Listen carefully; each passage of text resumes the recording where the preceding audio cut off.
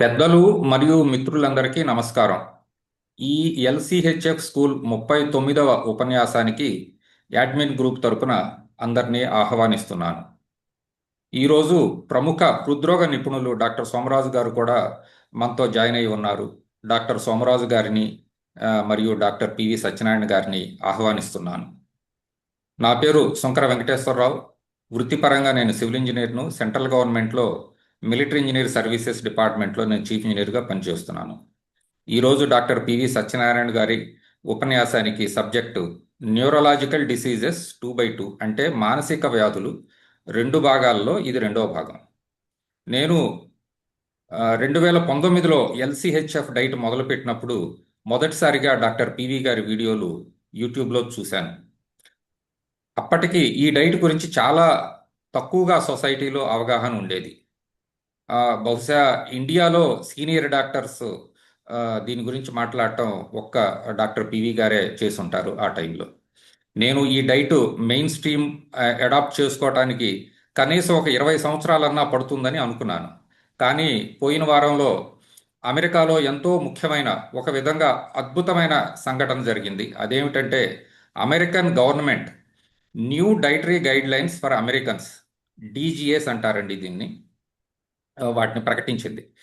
ఇది latest research ఆధారంగా నిర్ణయించినట్టుగా ప్రకటించింది. అమెరికన్ హెల్త్ సెక్రటరీ, అంటే వాళ్ళ హెల్త్ మినిస్టర్ అండి, ఆయన స్వయంగా ప్రకటించారు. 80% క్రానిక్ డిసీజెస్ దీంతో నయమవుతాయని ఆయన ఆ, చెప్పారు. నిజానికి మన లైఫ్ టైంలో ఈ చేంజ్ చూస్తానని నేను అనుకోలేదు. It is a big change, tectonic change అండి. నేను అందరినీ ఈ గైడ్ లైన్స్ చదవవలసిందిగా కోరుతున్నాను. ఈ గైడ్ లైన్స్లో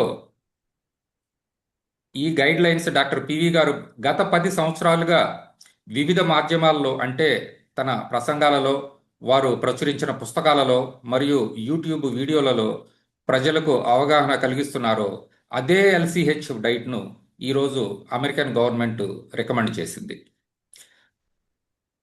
దీని ప్రాముఖ్యత ఏమిటంటే గవర్నమెంట్ ఆధ్వర్యంలో డైట్ ఎక్కడైతే సప్లై చేయబడుతుందో, అంటే అమెరికాలో స్కూల్స్లో కానీ లేదా ఆ, అమెరికాలో ఆర్మీకి సంబంధించిన రేషన్లో కానీ ఈ డైట్ ఫాలో అవుతారు.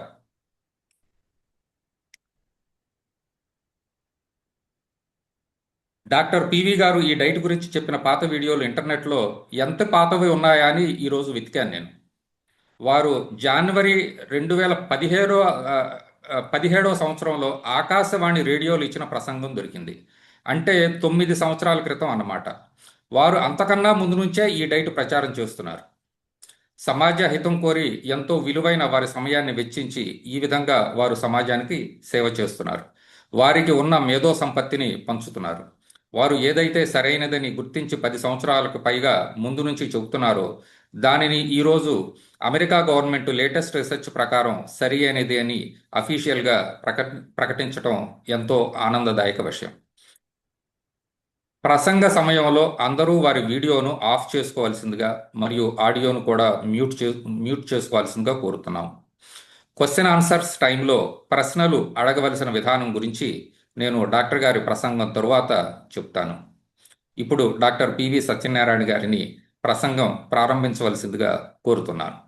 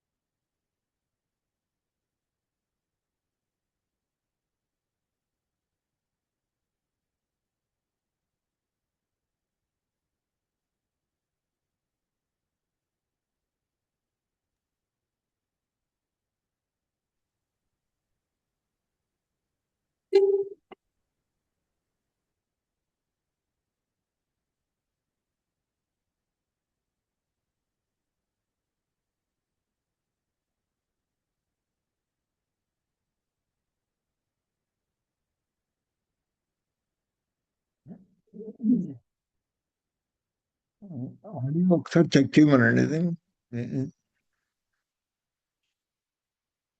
సార్ నేను చెప్తున్నాను, చూస్తున్నాను.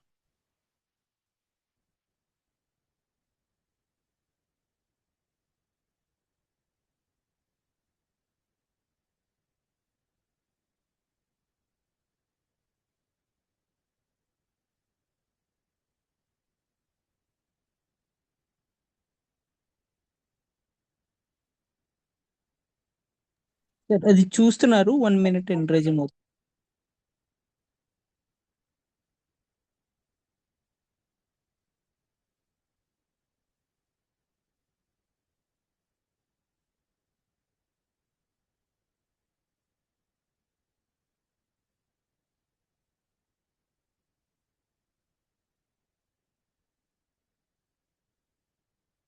ప్రేక్షకులందరికీ నమస్కారం.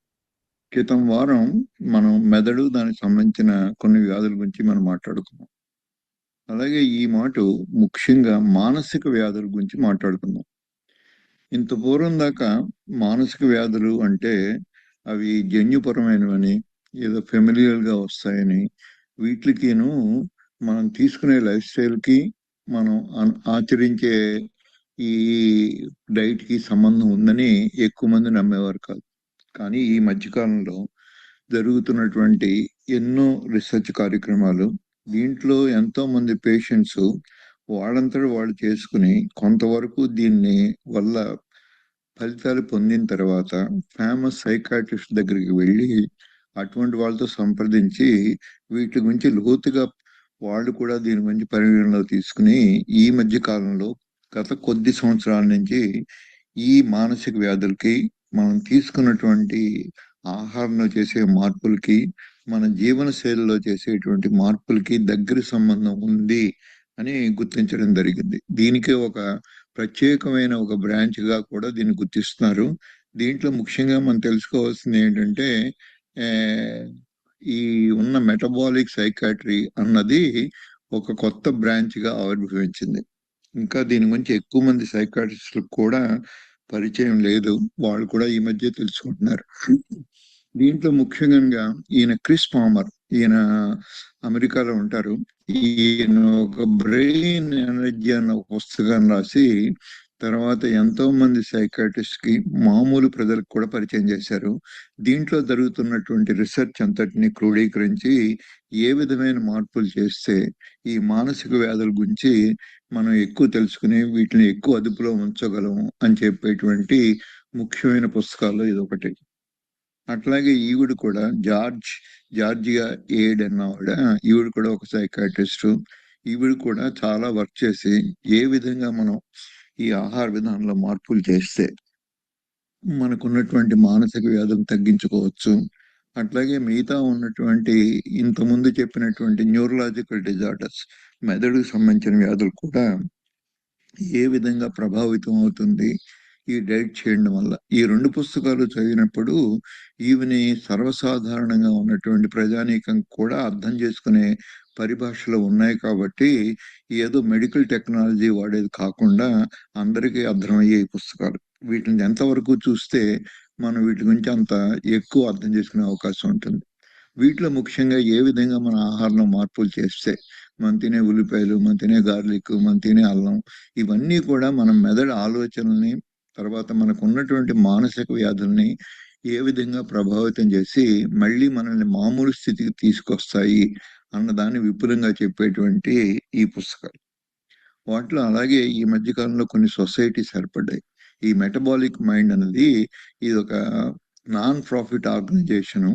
ఈ బసూజీకి అన్న ఈ గ్రూప్ ఆఫ్ పీపుల్ దీని వల్ల ఎంతో వాళ్ళ ఫ్యామిలీలో కొద్దిమంది దీనివల్ల ఉపయోగం పొందిన తర్వాత ఒక ఫ్రీ ఫౌండేషన్ ఒకటి పెట్టి దీని మిలియన్స్ ఆఫ్ డాలర్స్ ఖర్చు పెడుతున్నారు. అటువంటి వాటిలో ఈ గ్రూప్ వాళ్ళు చేసేది.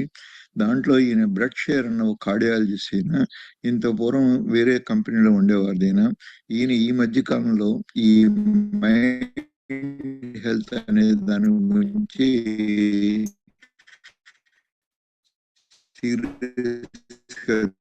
తీసుకుని ఒక therapeutic, the think plus smart ఈ ఉన్న ఈ రెండు స్లోగన్ తోటి థెరప్టిక్ ఇంటిగ్రేషన్ న్యూట్రిషనల్ కీటోసిస్ అన్న ఈ ఎయిమ్ తోటి ఎన్నో కార్యక్రమాలు చేస్తూ ఎన్నో రీసెర్చ్ గ్రూప్స్ కి ఫండింగ్ చేస్తూ దీన్ని ఎంతో ఎంకరేజ్ చేస్తూ అమెరికాలో శాస్త్రానికి మెటబాలిజానికి సంబంధం లేదు, అది ప్యూర్ గా జెనెటిక్స్ వల్ల వస్తుంది, బ్రెయిన్ లో జరిగే కొన్ని ఈ సెల్ ఉన్నటువంటి జెనెటిక్స్ మారడం వల్ల ఈ జబ్బులన్నీ వస్తున్నాయి అన్న దాన్ని నమ్మిన ఇప్పుడు ఎంతో మంది డాక్టర్లు మనం తీసుకునే ఆహారం, మనం జీవించే విధానం ఇవన్నీ కూడా మనకున్నటువంటి మానసిక వ్యాధుల్ని చాలా ప్రభావితం చేసి ఇంత పూర్వం దాకా వాడుతున్న మందులు ఎన్నో వాటిని తగ్గించుకునే అవకాశం ఉంది అని మళ్ళీ మామూలు జీవన శ్రమెంతలు వీళ్ళందరూ ఏదో ఐసోలేట్ గా ఉండిపోయి ఉన్న సమాజం నుంచి దూరంగా బతకవలసిన అవసరం లేదు,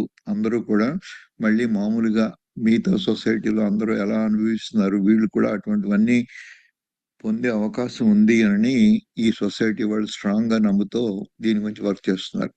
అట్లాగే దీంట్లో వర్క్ చేసే గ్రూప్ ఈ గ్రూప్ అంతటి నేను, అలాగే దీంట్లో ఎక్కువ మంది వర్క్ చేసి దీని రీసెర్చ్ ని ముందుకు తీసుకెళ్తున్న వాళ్ళలో ప్రతి ఏడాది వీళ్ళు మెటబాలిక్ మైండ్ అవార్డ్స్ ఇవన్నీ ఇచ్చి చాలా మిలియన్స్ ఆఫ్ డాలర్స్ ఖర్చు పెడుతూ దీన్ని ముందుకు తీసుకెళ్తున్నారు. అలాగే చూసినట్టయితే మనం ఈ బ్రెయిన్ ఎనర్జీ మెటబాలిక్ యాక్టివిటీ అన్న దాంట్లో యాక్చువల్లీ ఏ ఒక్క ఆర్గన్ తో చూసినా గానీ ఈ బ్రెయిన్ వాడుకునేటువంటి ఎనర్జీ 17% ఉంటుంది. దీనికన్నా ఒకటే నెక్స్ట్ ఈ లివర్ అన్నది 19% మనకు ఉన్న మొత్తం ఎనర్జీలో దీన్ని వాడుకుంటుంది. ఒక గ్రూప్ ఆఫ్ ఒక అవయవంగా చూసినట్టయితే లివర్ తర్వాత మనం ఎక్కువ ఎనర్జీ స్పెండ్ చేస్తుంది ఈ బ్రెయిన్ గురించే. సో దీని యొక్క శక్తి, దీని అవసరాలు మిగతా వాటి ఆర్గన్స్ హార్ట్ కన్నా కూడా ఎక్కువ. అలాగే ఎక్కువ ఏమైనా ఉందంటే మొత్తం మజిల్స్ అనే శరీరంలో ఉన్న వాటన్నిటిని కలిపినా గానీ అది దీనికి క్లోజ్ గానే వస్తుంది 20%. సో ఈ విధంగా ఈ ఎనర్జీ అన్నది ఈ మెదడు ఏ విధంగా వాడుకుంటుంది, దాంట్లో ఉన్న లోపాలు ముఖ్యమైన ఈ మానసిక వ్యాధులకి ముఖ్యమైన కారణము.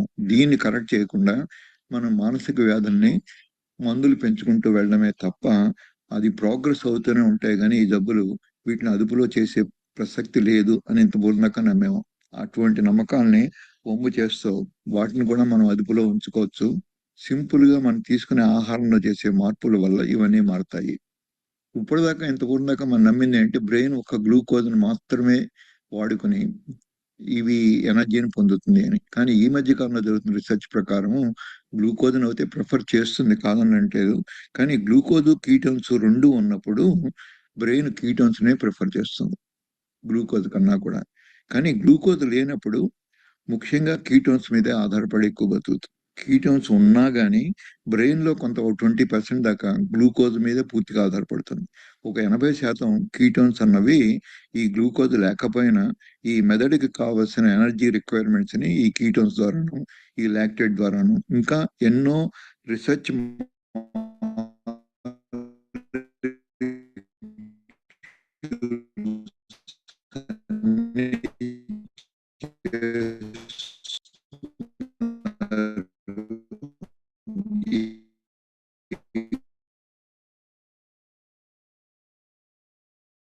గ్లూటమేట్, లిపిడ్ డ్రాప్లెట్స్ ఇలా ఎన్నో. వీటిలో ముఖ్యంగా ఈ మధ్య కాలంలో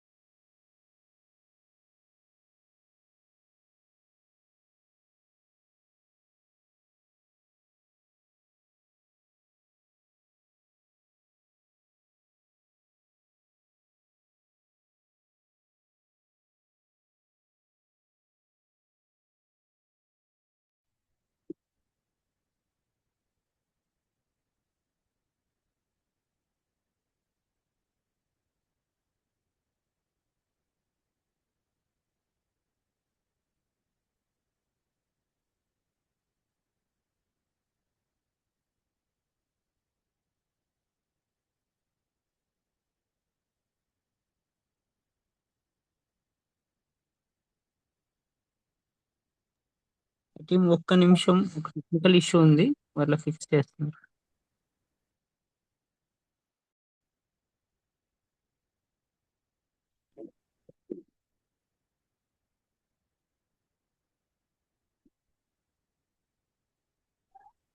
అందరూ క్షమించాలండి, టెక్నికల్ ఇష్యూ వల్ల స్క్రీన్ షేర్ పివి సార్ది ఆగిందండి.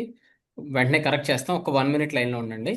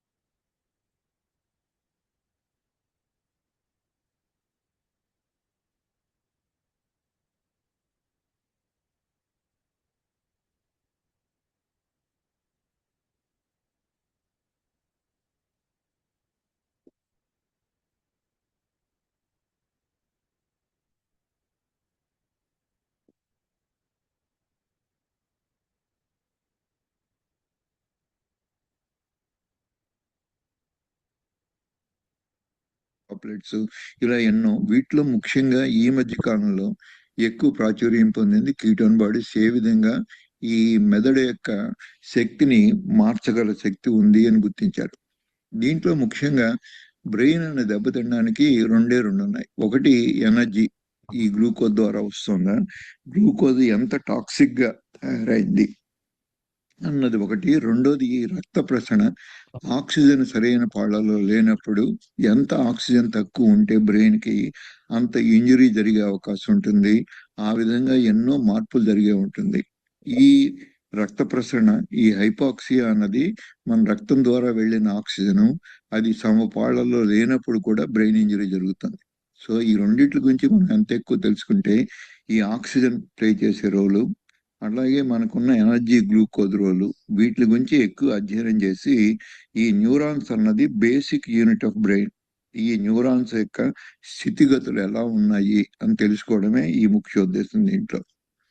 సో వీటిలో గనక మనం లో కార్బోహైడ్రేట్ తీసుకున్నట్టయితే ఈ బ్లడ్ షుగర్ కలుగజేసేటువంటి ఎన్నో ఆ అపకారాలు, అలాగే ఇన్సులిన్ ఎక్కువ ఉండి ఇన్సులిన్ రెసిస్టెన్స్ వల్ల జరిగేటువంటి ఎన్నో అపకారాలు మనం అదుపులో ఉంచుకోవడమే కాకుండా ఈ మెదడుని మనం రక్షించుకునే అవకాశం కూడా ఉంటుంది. దాని గురించి ఎంత మనం విపులంగా తెలుసుకుంటే ఈ సైకాట్రిక్ డిసీజెస్, ముఖ్యంగా ఈ మెదడుకు సంబంధించిన న్యూరలాజికల్ డిసీజ్, వీటన్నిటిని కూడా అదుపులో ఉంచుకోవచ్చు అన్నదే తెలుస్తుంది. అందరం నమ్మేది ఏంటంటే గ్లూకోజ్ వల్ల లేకపోతే మన బ్రెయిన్ టిష్యూ పనిచేయదు అని. అది నిజమే, కానీ గ్లూకోజ్ ఎక్కువైనా ప్రమాదమే. ఆ ఎక్కువ అవడం అనేది డయాబెటీస్ లో చాలా కామన్ గా చూస్తూ ఉంటాం. దాన్నే హైపర్ గ్లైసీమియా అంటారు. అంటే మన బ్లడ్ లో ఉండవలసిన దానికన్నా కూడా ఎక్కువ ఉన్నప్పుడు అదే డయాబెటీస్ స్టేట్ అనుకున్నప్పుడు ఈ షుగరే మనం అప్పటిదాకా ఈ మెదడుని వాడుకునేటువంటి శక్తిగా ఉపయోగపడిందే ఇదే ప్రమాద స్థాయిలోకి వెళ్తుంది. దీన్నే గ్లూకోజ్ టాక్సిటీ అంటారు. అంటే ఇది విష పదార్థంగా మారిపోతుంది. ఈ విషం మనకున్నటువంటి మెదడులో ఉన్న ఎన్నో కణజాలానికి హానికరంగా తయారవుతుంది. ఆ విధంగా రక్త ప్రసరణకి హాని చేయడం, అట్లాగే బ్లడ్ బ్రెయిన్ బ్యారియర్ అని ఉంటుంది. మామూలుగా ఇది హెల్త్ గా ఉన్నప్పుడు ఎన్నో టాక్సిక్ సబ్స్టెన్సెస్ రక్తంలో ఉన్నా అది బ్రెయిన్ దాకా వెళ్లకుండా వీటిని ఈ బ్యారియర్ వల్ల అవి అడ్డం పడి అవి మిగతా లివర్కే డైవర్ట్ చేసి దాన్ని డీటాక్సిఫై చేసి ఆ బ్లడ్ క్లీన్ గా ఉంది అన్నది తెలిసినప్పుడు మాత్రమే ఈ రక్త ప్రసరణ బ్రెయిన్ దాకా వెళ్తుంది. ఎందుకంటే బ్రెయిన్ యొక్క సెల్స్ మిగతా బాడీలో ఉన్న సెల్స్ కన్నా మోర్ సెన్సిటివ్. సో చిన్న చిన్న టాక్సిన్స్ కూడా ఎక్కువ ప్రమాదం చేస్తాయి. అందుకోసమని ప్రకృతిలో మనకి ఇచ్చింది ఏంటంటే ఈ బ్లడ్ బ్రెయిన్ బ్యారియర్ అనేది ఒకటి క్రియేట్ చేసి అన్ని వస్తువుల్ని రక్తంలో ఉన్న అన్నిటిని కూడా ఈ బ్రెయిన్ దాకా వెళ్లకుండా అడ్డుపడే ఈ మెకానిజం కూడా దెబ్బతింటుంది. కానీ కీటోన్ బాడీస్ అన్నవి ఈ బ్యారియర్ ని దాటుకుని మెదడు దాకా వెళ్ళి ఆల్టర్నేటివ్ ఎనర్జీగా ఇవ్వగలుగుతాయి. ఈ గ్లూకోజ్ టాక్సిటీ జరుగుతున్నప్పుడు ఈ గ్లూకోజ్ తగ్గించేసి ఆల్టర్నేటివ్ గా ఈ మెదడు పనిచేయాలి అంటే కీటోన్ బాడీస్ అవసరం. ముఖ్యంగా మెదడులో ఉన్న మైటోకాండ్రియాలు, ఇది చాలా సార్లు వింటాం ఈ లెక్చర్ లో, మైటోకాండ్రియాలు ఏ విధంగా పనిచేస్తున్నాయి, దీని రోల్ ఏంటి ఉన్న జబ్బుల్లో. అలాగే మనం పీల్చిన గాలిలో ఉన్న ఆక్సిజన్ కొంతవరకు ఇది ఉపయోగమే, కానీ ఎక్కువ ఉన్నట్టయితే అది కూడా మన మెదడుని హాని చేస్తుంది. దీన్ని ఆక్సిడేటివ్ స్ట్రెస్ అంటారు. ఫ్రీ రాడికల్స్ అనేవి ఆక్సిజన్ ద్వారా వస్తాయి, దీనివల్ల వచ్చేటువంటి స్ట్రెస్. అలాగే ఇన్సులిన్ రెసిస్టెన్స్, ఇన్సులిన్ సరిగా పనిచేయని పరిస్థితుల్లో ఉన్న మామూలు గ్లూకోజే అది మామూలు సెల్స్ కి సరైన పాళ్ళల్లో అందక ఉండడం వల్ల ఎన్నో ప్రమాదాలు జరిగే అవకాశం ఉంటుంది దీని గురించి. అలాగే ఇన్ఫ్లమేషన్ చాలాసార్లు మాట్లాడుకుంటున్నాము. ఈ ఇన్ఫ్లమేషన్ కొంతవరకు ఇది ఉపయోగం, కానీ ఒక స్థాయి దాటిన తర్వాత దీనివల్లే ఎక్కువ ప్రమాదాలు జరుగుతాయి. దాన్ని క్రానిక్ ఇన్ఫ్లమేషన్ అంటారు. క్రానిక్ ఇన్ఫ్లమేషన్ ఎక్కువ ప్రమాదాన్ని కలగజేస్తుంది, ఎక్యూట్ ఇన్ఫ్లమేషన్ మనకు ఉపయోగాలు కలగజేస్తుంది. సో ఏ స్టేజ్ లో ఎటువంటి ఇన్ఫ్లమేషన్ ఉంది అని గుర్తించడం, దాన్ని సంబంధించిన ఎన్నో టెస్టులు చేసుకోవడం. అలాగే సినాప్టిక్ ఫెయిల్యూర్ అంటే నరకణాలు మొత్తం మన శరీరంలో చాలా మైళ్ళు దూరం ప్రతి నాడీ వ్యవస్థలో ఒక చోట నుంచి ఇంకో చోటకి మన ఎలక్ట్రికల్ ట్రాన్స్ఫర్స్, ఈ ట్రాన్స్ఫార్మర్స్ ఎలా ఉంటాయో ఆ ఎనర్జీ క్షీణించకుండా ఒక ఊరు నుంచి ఇంకో ఊరికి లాంగ్ డిస్టెన్స్ లో ట్రావెల్ చేయడానికి మధ్యలో మనం ఎలక్ట్రిక్ ట్రాన్స్ఫార్మర్స్ పెట్టుకుంటాం. దానివల్ల ఎనర్జీ లాస్ లేకుండా ఉంటుంది. ఆ మొత్తం కంట్రోల్ చేయలేకపోయినా ఆ లాస్ తగ్గించగలం. అలాగే సినాప్టిక్ జంక్షన్స్ అని ఉంటాయి. దీనివల్లే మన బ్రెయిన్ లో మొదలైనటువంటి సంకేతాలు మన కాలి బొట్టన వేలు చివరి దాకా కూడా రావడానికి ఈ సినాప్టిక్ ఫెయిల్యూర్ లేకుండా ఉన్నప్పుడు తొందరగా అవి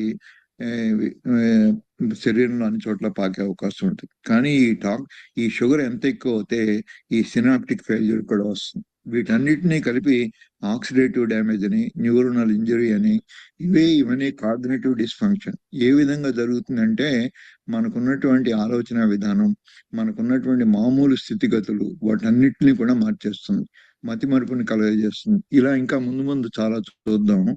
కానీ దీని బేసిస్ ఏమిటి అంటే ఈ గ్లూకోజ్ ఉండవలసిన దానికన్నా ఎక్కువ ఉన్నప్పుడు ఈ ప్రమాదాలు జరుగుతాయి. ముఖ్యంగా ఆల్జిమీర్స్ డిసీజ్ అని వినే ఉంటారు, మతిమరుపు వ్యాధి. ఇది 80 ఏళ్ళకో వస్తే కొంతవరకు పర్లేదేమో, కానీ ఈ 60 ఏళ్ళ నుంచి మొదలెడితే ఇది ఇంకా ఎక్కువ ప్రమాదం. దీన్నే ఇప్పుడున్న ఈ డయాబెటిస్ లో ఎక్కువ రావడం వల్ల ఇది టైప్ 3 డయాబెటిస్ అన్న పేరుని కూడా సంపాదించుకుంది. అంటే ఇంత దాకా మనకు తెలిసిన టైప్ 1, టైప్ 2 డయాబెటిస్ కాకుండా ఈ మెదడుకి సంబంధించిన ఈ వ్యాధిగ్రస్తుల్ని టైప్ 3 డయాబెటిస్ అంటున్నారు. ఎందుకంటే డయాబెటిస్ కి, ఈ ఆల్జిమీర్స్ డిసీజ్ కి, ఈ డయాబెటిక్ బ్రెయిన్ కి అంత దగ్గర సంబంధం ఉంది. అందుకోసమని ఈ పేరుతో కూడా ఇప్పుడు ఈ మధ్యకాలంలో చాలా మంది పేరుస్తున్నారు. దీంట్లో ఉన్నటువంటి ముఖ్యం, ఈ డయాగ్రామ్స్ అన్ని అంత ఎక్కువ మీరు పట్టించుకోవద్దు, కానీ ఏ విధంగా ఈ కంట్రోల్ చేస్తాయి అనే దానికి ఇన్సులిన్ రెసిస్టెన్స్ ఇది ముఖ్యమైన పద్ధతి. ఈ ఇన్సులిన్ రెసిస్టెన్స్ ఎంత ఎక్కువ ఉంటే ఈ బ్రెయిన్ లో ఉన్నటువంటి మెటబాలిజం అంతా కూడా మారిపోతుంది. అది మళ్ళీ మామూలు స్థితికి రావాలి అంటే ఈ ఇన్సులిన్ మామూలు స్థితికి రావాలి. ఈ స్థితి రానప్పుడు ఈ మెదడులో జరిగేటువంటి ఈ మార్పులన్నీ కూడా మనకి అపకారం చేస్తాయి.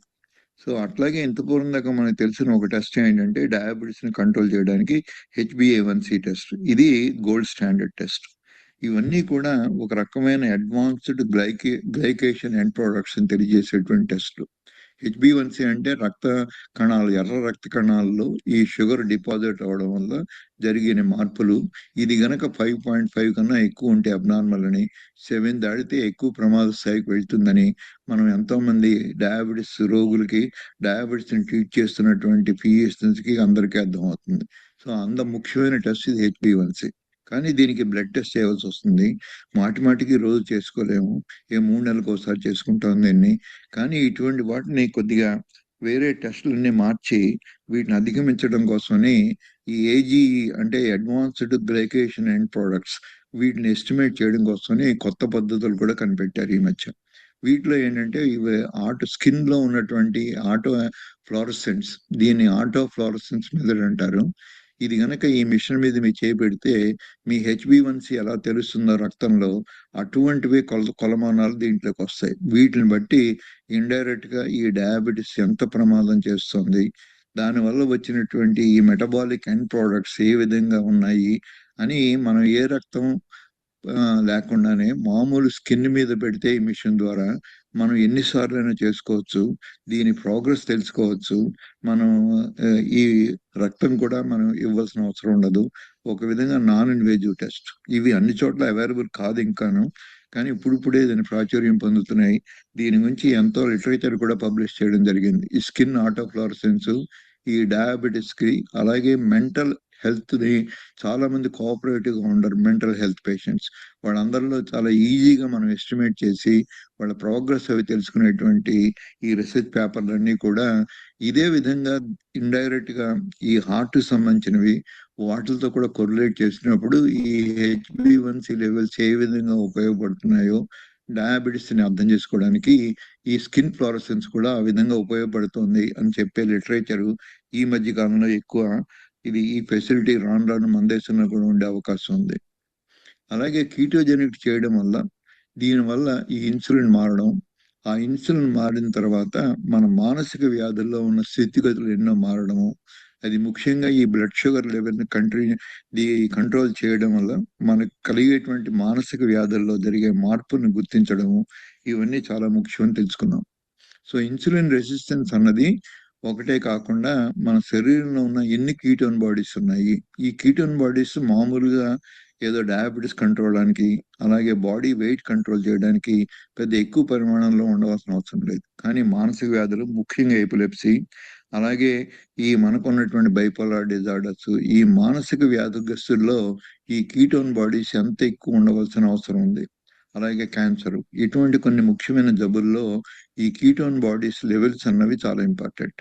అందుకోసం వీటి స్థితిగతులను తెలుసుకుని మనం కంటిన్యూస్ గా మానిటర్ చేసుకుంటూ ఈ ఇన్సులిన్ రెసిస్టెన్స్ ఏ విధంగా తగ్గుతోంది, ఏ విధంగా పెరుగుతోంది, దీనివల్ల మనకు వచ్చేటువంటి ఈ సైకాట్రిక్ సిమ్టమ్స్ అన్ని తగ్గుతున్నాయా, పెరుగుతున్నాయా, మందులు వాడకం ఏ విధంగా మనం మార్చుకోవాలి అన్నదానికి ఇన్సులిన్ రెసిస్టెన్స్ అన్నది ఈ క్రాఫ్ట్ ఇన్సులిన్ రెసిస్టెన్స్ ద్వారా హోమో ఐఆర్ అనే ఈ టెస్ట్ యొక్క ఫలితం ద్వారా ఇండైరెక్ట్ గా మనం తెలుసుకోవచ్చు. కానీ డైరెక్ట్ గా ఇన్సులిన్ రెసిస్టెన్స్ ని మెజర్ చేసేవి చాలా వ్యయ ప్రసాదాలతో కూడుకున్న టెస్టులు. అది ఓన్లీ రీసెర్చ్ ల్యాబొరేటరీలో మాత్రమే అవైలబుల్. కానీ ఈ క్రాఫ్ట్ ఇన్సులిన్ ద్వారా దాని యొక్క ఇన్సులిన్ స్థితిగతులను మనం తెలుసుకునే అవకాశం ఎంతైనా ఉంది. ఇటువంటి టెస్టులన్నీ చాలా మందికి అందుబాటులో ఉన్నాయి. హైదరాబాద్ లో కూడా చేసే అవకాశం ఎంతైనా ఉంది. దీన్ని వినియోగించుకోమని మా ప్రార్థన. అట్లాగే మనం తీసుకున్న ఎనర్జీ గ్లూకోజ్, ఇది 4 క్యాలరీస్ ఇస్తుంది 1 గ్రాము. అలాగే కీటోన్స్ కూడా 4 క్యాలరీస్ ఇస్తుంది. గ్లూకోజే ఎక్కువ లేనప్పుడు ఈ గ్లూకోజ్ ని కట్ చేసినప్పుడు కొంతవరకు బ్రెయిన్ ఒక 20% దాకా ఈ గ్లూకోజ్ లేకుండా బతకలేదు. కానీ 80% దాకా ఈ బ్రెయిన్ ఎనర్జీని కీటోన్స్ ద్వారా కూడా మనం సప్లిమెంట్ చేసి దాని యొక్క లోతుపాతులను మనం తీర్చగలం. ముఖ్యంగా ఈ బ్రెయిన్ అనేది ఇంత పూర్వం దాకా మనం నమ్మింది ఏంటంటే గ్లూకోజ్ మాత్రమే తిని బతుకుతుంది, కీటోన్స్ ని వాడుకునే పరిస్థితిలో లేదు, ఫ్యాటీ యాసిడ్స్ ని వాడుకోలేదు. ఎందుకంటే శరీరంలో మిగతా అవయవాలన్నీ ఫ్యాటీ యాసిడ్స్ ని వాడుకోగలవు. ఈ ఫ్యాటీ యాసిడ్స్ అన్నవి బ్లడ్ బ్రెయిన్ బ్యారియర్ దాటి లోపలికి వెళ్ళావు. సో ఆ విధంగా గ్లూకోజ్ తప్ప 2 ఎనర్జీ లేదని నమ్మిన మనం కొద్ది కాలం నుంచి రీసెర్చ్ చేసిన వాళ్ళందరూ తెలుసుకుంది ఏంటంటే గ్లూకోజ్ లేని పక్షంలో కీటోన్స్ కనుక ఉన్నట్టయితే బ్రెయిన్ లో జరిగేటువంటి ఈ మార్పులు, బ్రెయిన్ కు ఉన్నటువంటి అవసరాలన్నీ కూడా ఈ కీటోన్స్ ద్వారా మనం పొందగలము అని తెలుసుకున్న తర్వాత ఎన్నో ఎక్స్పెరిమెంట్లు, ఎంతో రీసెర్చ్ ముందుకు సాగింది.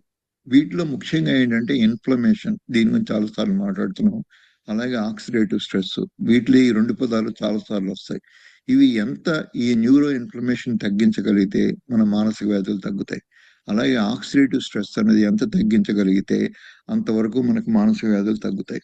దీనికి సంబంధించిన ఎన్నో పేపర్లు, ketogenic diet a transdiagnostic treatment neuropsychiatric disorders, mechanism and clinical outcomes, ఇలా ఈ మధ్య కాలంలో 2024లో పబ్లిష్ అయిన పేపరు ముఖ్యమైన ఆధారి ఈయన క్రిస్టఫర్ పామర్. ఇందాకనే చూపించిన బ్రెయిన్ ఎనర్జీ అని రాసిన ఈయన ఎంతో సైంటిఫిక్ స్టడీస్ చేసి ఇవన్నీ ఉపయోగం అని నిరూపించట ఆయన. ముఖ్యంగా కీటోన్ బాడీస్ అన్నవి ఈ బ్లడ్ బ్రెయిన్ దాటి ఈ బ్లడ్ లో డిజాల్వ్ అయ్యి బ్రెయిన్ దాకా వెళ్ళగలవు. అదే ఫ్యాటీ యాసిడ్స్ అన్నవి ఈ బ్లడ్ బ్యారియర్ దాటి ఈ బ్రెయిన్ దాకా వెళ్ళలేవు. కానీ బ్రెయిన్ కి కావాల్సిన అంతా కూడా ఫ్యాట్ ఆ బ్రెయిన్ టిష్యూలోనే దానికి కావాల్సిన కొలెస్ట్రాల్ బ్రెయినే తయారు చేసుకుంటుంది. లివర్ లో చేసిన కొలెస్ట్రాల్ ఇక్కడ దాకా వెళ్ళే అవకాశం లేదు. అందుకోసమని ఈ కీటోన్ బాడీస్ అన్నవి రూపాంతరం చెందే లివర్ లో అవి బ్లడ్ లో డిజాల్వ్ అయ్యి ఈ బ్యారియర్ ని కూడా తట్టుకుని బ్రెయిన్ దాకా వెళ్ళగల కెపాసిటీ ఈ కీటోన్ బాడీస్ మాత్రమే ఉంది. అందుకోసం దీన్నే బ్లడ్ బ్రెయిన్ బ్యారియర్ అంటారు. దీన్ని దాటి లోపలికి వెళ్ళి మనకి మెదడుకు కావాల్సిన ఎనర్జీ, మెదడుకు కావాల్సినటువంటి శక్తివంతమైన ఫ్యూయల్ సోర్స్ గా ఇది ఉపయోగపడుతుంది. దీంట్లో ముఖ్యంగా hydroxy butyric acid, beta hydroxy butyric acid, ఇది చాలా ముఖ్యమైనది.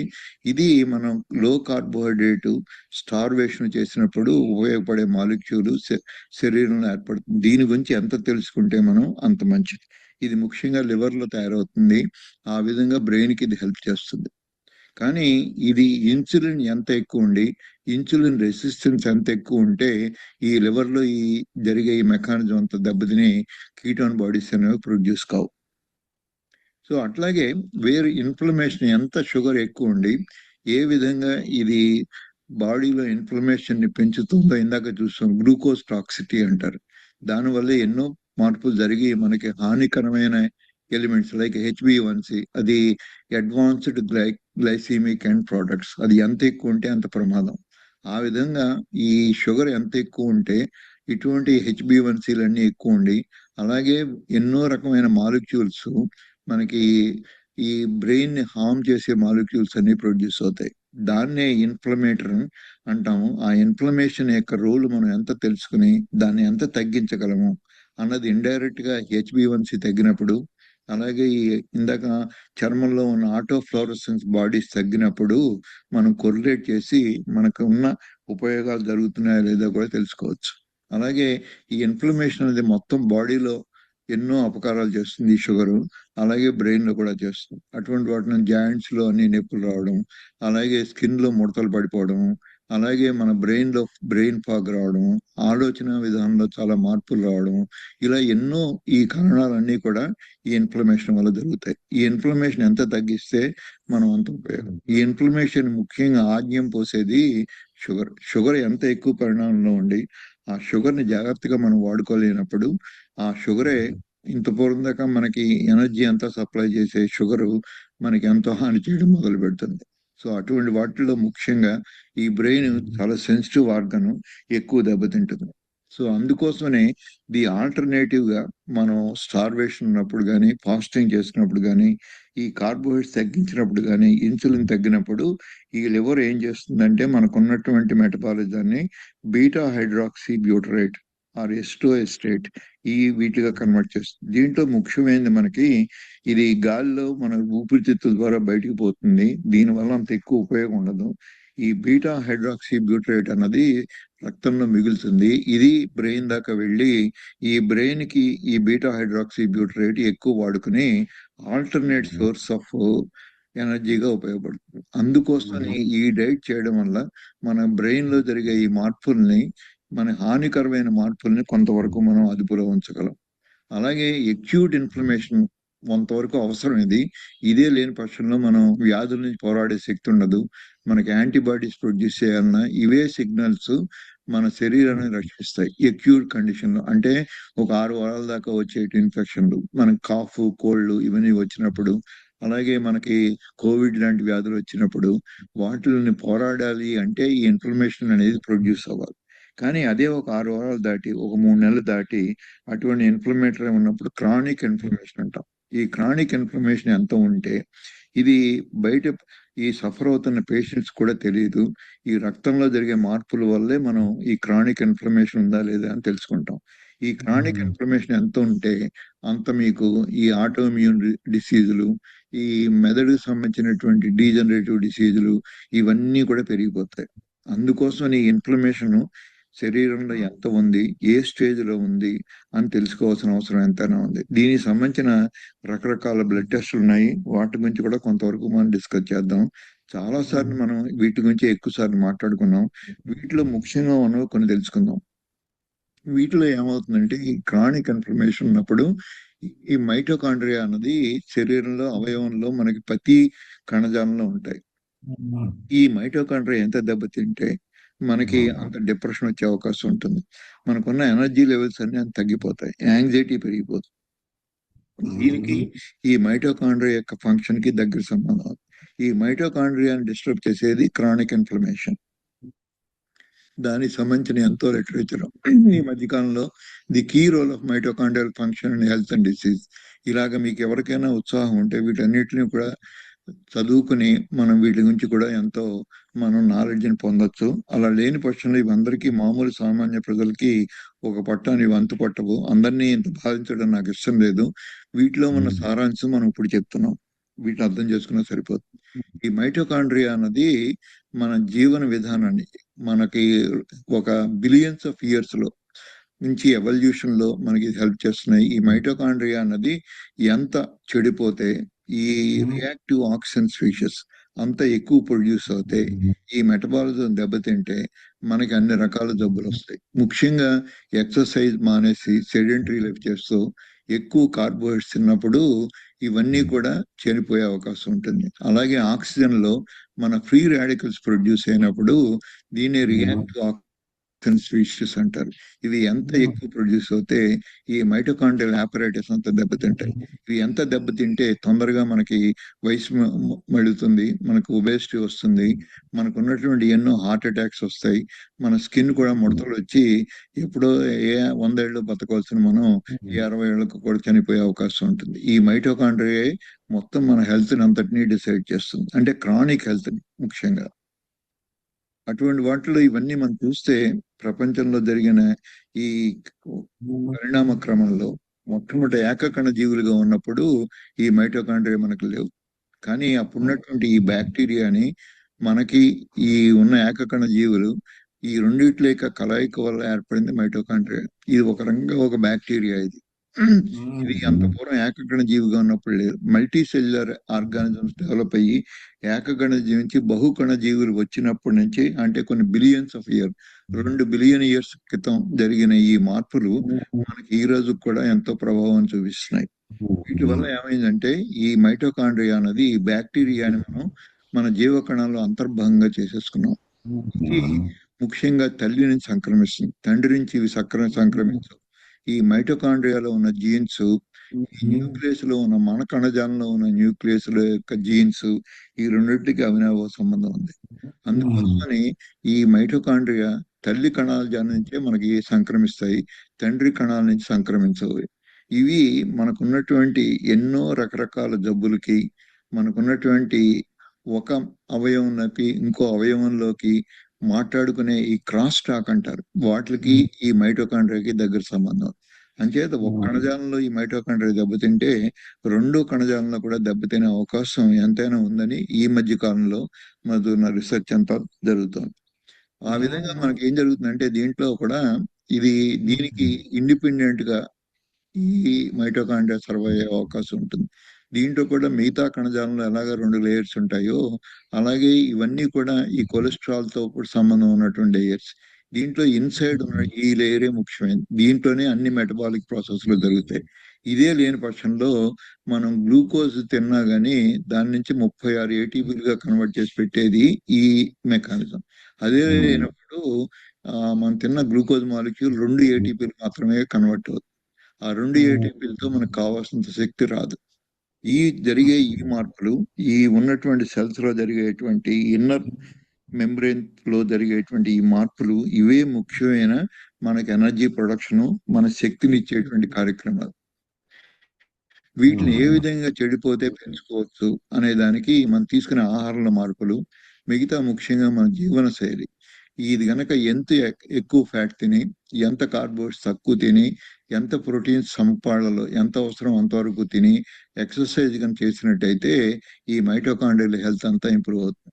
సో మనం తీసుకున్నటువంటి ఇన్సులిన్ రెసిస్టెన్స్ తగ్గడం, హోమో ఐఆర్ అంటారు, అలాగే విసరల్ ఫ్యాట్ తగ్గడం, ఇలాగ కొవ్వును అరిగించుకునే శక్తి పెరగడం, ఈ మజిల్లో ఆక్సిజన్, గ్లైకోజన్ వీటిని సోర్స్ని పెంచుకోవడము, ఇలా ట్రైగ్లిసరైడ్స్ అనేటువంటి ఈ కాంపోనెంట్స్ అన్నిటిని కూడా మనం అరిగించుకునే శక్తి రావడము, ఇలా ఎన్నో ఒక 12 వారాల్లోనే మనం ఎన్నో మార్పులు చేసి ఈ వ్యాయామం చేయడం వల్ల, మనం తీసుకున్న ఆహారంలో మార్పుల వల్ల, ఈ రెండు కలయిక వల్ల మనం ఫలితాన్ని పొందుతాం అని చెప్పేటువంటి నాలెడ్జ్ 2026లో ఈ సొసైటీస్ కూడా, ఎండోక్రైనాలజీ సొసైటీ, ఈ మెటబాలిక్ సొసైటీ వాళ్ళు కూడా స్ట్రాంగ్ గా రికమెండ్ చేసి ఈ మైటోకాండ్రియా యొక్క ఫంక్షన్ ని ఇంప్రూవ్ చేసుకోండి అని చెప్తారు. వీటిలో ముఖ్యంగా మెదడుకి సంబంధించిన వరకు ఒక కెమికల్ ఉంది, దీన్నే gamma amino butyric acid, GABA అంటారు. దీంట్లోనే మనకి ఎన్నో మానసిక వ్యాధులకి, ఈ నరాలకు సంబంధించిన వ్యాధుల్లోనూ ఈ కెమికల్ ని ప్రోత్సహించేటువంటి డ్రగ్స్ ఈ గాబాని స్టిమ్యులేట్ చేసి ఈ గ్లూటమేట్ అనే దాన్ని తగ్గించి ఈ రెండు పెంచినట్టయితే మన శరీరంలో ఉన్నటువంటి మెదడులో మన కామ్నెస్ పెరుగుతుంది, మనం రిలాక్స్ అవుతాం. దానికి ముఖ్యమైన ఉపయోగపడే ఈ గామా ఎమైనో బ్యూట్రిక్ యాసిడ్, లేకపోతే దీన్నే గాబా అంటారు. చాలా సార్లు న్యూరాలజిస్టులు కానీ సైకాట్రిస్టులు కానీ ఈ మాలిక్యూల్ని పెంచడానికి ఉపయోగపడే మందులు ఎన్నో ఇస్తూ ఉంటారు. సో అలాగే చాలా మంది న్యూరాలజిస్టులు దీని మీద ఎక్కువ ఆధారపడి వాళ్ళకున్న మానసిక స్థితి యాజిటేషన్ స్టేజ్ లో ఉన్నప్పుడు కామ్నెస్ కలగజేయడానికి, రిలాక్స్ అవ్వడానికి, మానసిక ఒత్తిడి తగ్గించడానికి ఈ మందులను వాడుతూ ఉంటాం. అదే మందులు మనం ఈ కార్బోహైడ్రేట్ మెటబాలిజాన్ని కీటోన్ మెటబాలిజం గా మారినప్పుడు ఈ పర్టికులర్ మాలిక్యూల్ పెరుగుతుంది. అలాగే మన శరీరంలో ముఖ్యంగా బ్రెయిన్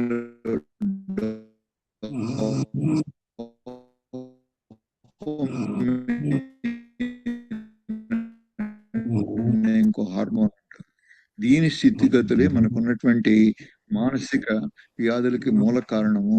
దీని కనుక స్థితిగతులు మార్చగలిగినట్టయితే జోనిజం వ్యాధిని, అలాగే మనకున్నటువంటి బైపోలార్ డిజార్డర్స్ ఇవన్నీ కూడా మారుతాయి. దీన్ని మార్చడానికి ఎన్నో రకరకాల మందులు సైకాట్రిస్టులు వాడతారు. దీన్ని మనం డైట్ ద్వారా మార్చుకున్నట్టయితే ఈ మందుల ప్రభావాన్ని కూడా తగ్గించుకుని తక్కువ మందుల డోసులో, ఎందుకంటే ఈ మందులన్నిటికీ సైడ్ ఎఫెక్ట్స్ ఉంటాయి. ఆ సైడ్ ఎఫెక్ట్స్ ని తగ్గించుకోవాలి అంటే ఆ క్వాంటిటీ ఆఫ్ మందులు మనం తినేటువంటి డోస్ తగ్గాలి. ఆ డోస్ తగ్గాలి అంటే న్యాచురల్ గా కొంతవరకు మనకి ఈ మెదడులో ఉండేటువంటి డోపమైన్ స్థితిగతుల్ని మార్చుకోవాలి. అది కీటోజెనిక్ డైట్ చేస్తుంది. అలాగే మనకున్నటువంటి మిగతా హార్మోన్స్ ఉన్నాయి, ఈ డోపమైనే కాకుండా దీన్ని ఇన్ఫ్లుయెన్స్ చేసేది ఎడ్రినలిన్, అలా సెరోటోనిన్, ఈ మెమరీకి, దానికి మనకున్న కామ్నెస్ కి, మనకున్న ది యాజిటేటెడ్ స్టేట్స్ కి ఈ సెరోటానిన్ కి దగ్గర సంబంధం ఉంది. అందుకే సైకాట్రిస్టులు ఈ సెరోటానిన్ అనే ఈ హార్మోన్ ని మార్చేటువంటి కెమికల్స్ ఎన్నో SSRIs అంటారు వీటిని. ఈ మందులతోటే ఎక్కువ మంది మానసిక జబ్బులన్నీ కూడా తగ్గించడానికి ప్రయత్నం జరుగుతుంది. సో ఇటువంటిది న్యాచురల్ గా మనం ప్రొడ్యూస్ చేసుకున్నట్టయితే ఈ మందుల ప్రభావం లేకుండా కూడా మనం ఈ ఉన్నటువంటి ఈ మనకున్న కావాల్సిన ఆనందం, ప్రెజరు, ఇటువంటి వాటిని అన్ని కూడా పెంచేది ఈ సెరోటానిన్. సో వీటిని ఏ విధంగా మనం డైట్ ద్వారా పెంచుకోగలము అన్నది మన ముఖ్య ఉద్దేశం. సో అట్లాగే హై షుగర్ డైట్స్ అన్నవి మనకున్న ఆక్సిడేటివ్ స్ట్రెస్ ద్వారా మనకి హాని చేస్తున్నప్పుడు ఈ ఆక్సిజన్ తగ్గించుకుని, ఈ ఆక్సిజన్ చేసే ఈ నష్టాన్ని తగ్గించుకోవడానికి కూడా కీటోన్ బాడీస్ ఉపయోగపడతాయి. ఈ కీటోన్ బాడీస్ ని ఎంతవరకు పెంచుకోగలము? ఈ ఆక్సిడేటివ్ స్ట్రెస్ అనేది ఏం చేస్తుందంటే ఉండవలసిన నార్మల్ పాడల్లో ఉండి ఫ్రీ రాడికల్స్ తక్కువగా ఉన్నప్పుడు, ఒకవేళ ప్రొడ్యూస్ అవుతున్న ఫ్రీ రాడికల్స్ ని మన శరీరంలో యాంటీ ఆక్సిడెంట్స్ ఎక్కువ ఉన్నప్పుడు ఈ నార్మల్ సెల్ ఈ విధంగా దాని ఇంటిగ్రిటీ మెయింటైన్ అవుతూ ఉంటుంది. కానీ కొంతవరకు ఈ ఈ ఫ్రీ రాడికల్స్ మనం పోరాడుతున్నప్పుడు ఈ స్థితిలో ఉంటాయి. అదే ఫ్రీ రాడికల్స్ ఎక్కువైపోయి ఆక్సిజన్ టాక్సిటీ ఎక్కువైనప్పుడు ఈ సెల్ పోరాడలేని పరిస్థితి వచ్చినప్పుడు చచ్చిపోతుంది.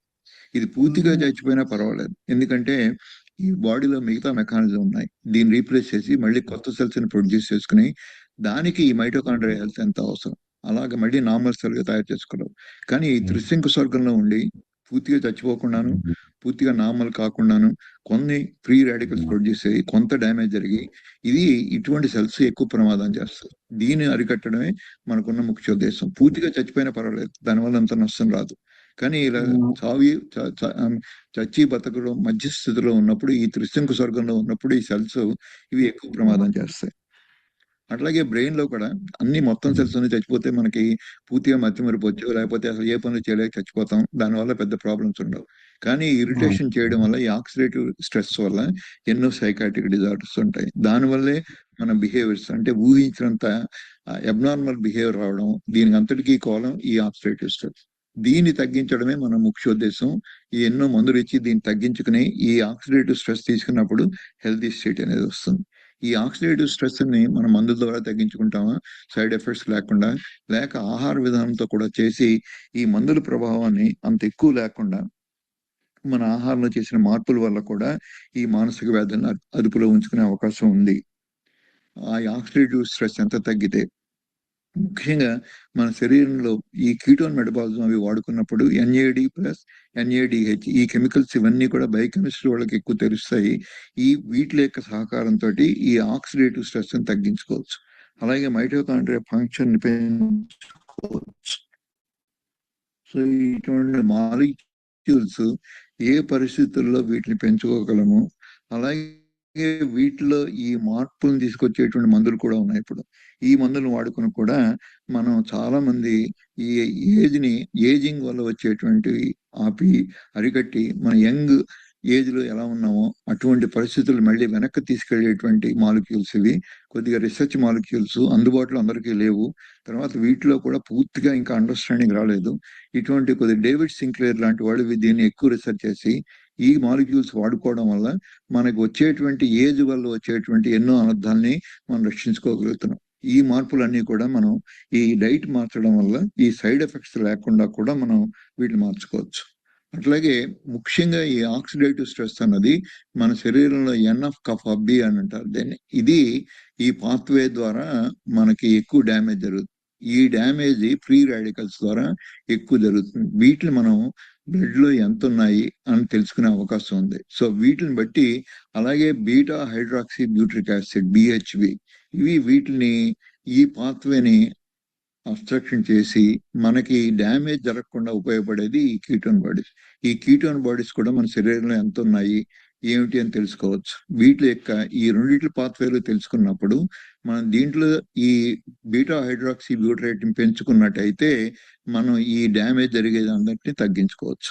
అది అందుకోసం. అట్లాగే మన తెల్ల కణాలు ఉంటాయి, వాటిలో 2 రకాలు ఉంటాయి. ఒకటి M1, 2 M2 స్టేట్ అనేది మ్యాక్రోఫేజెస్ అనేది.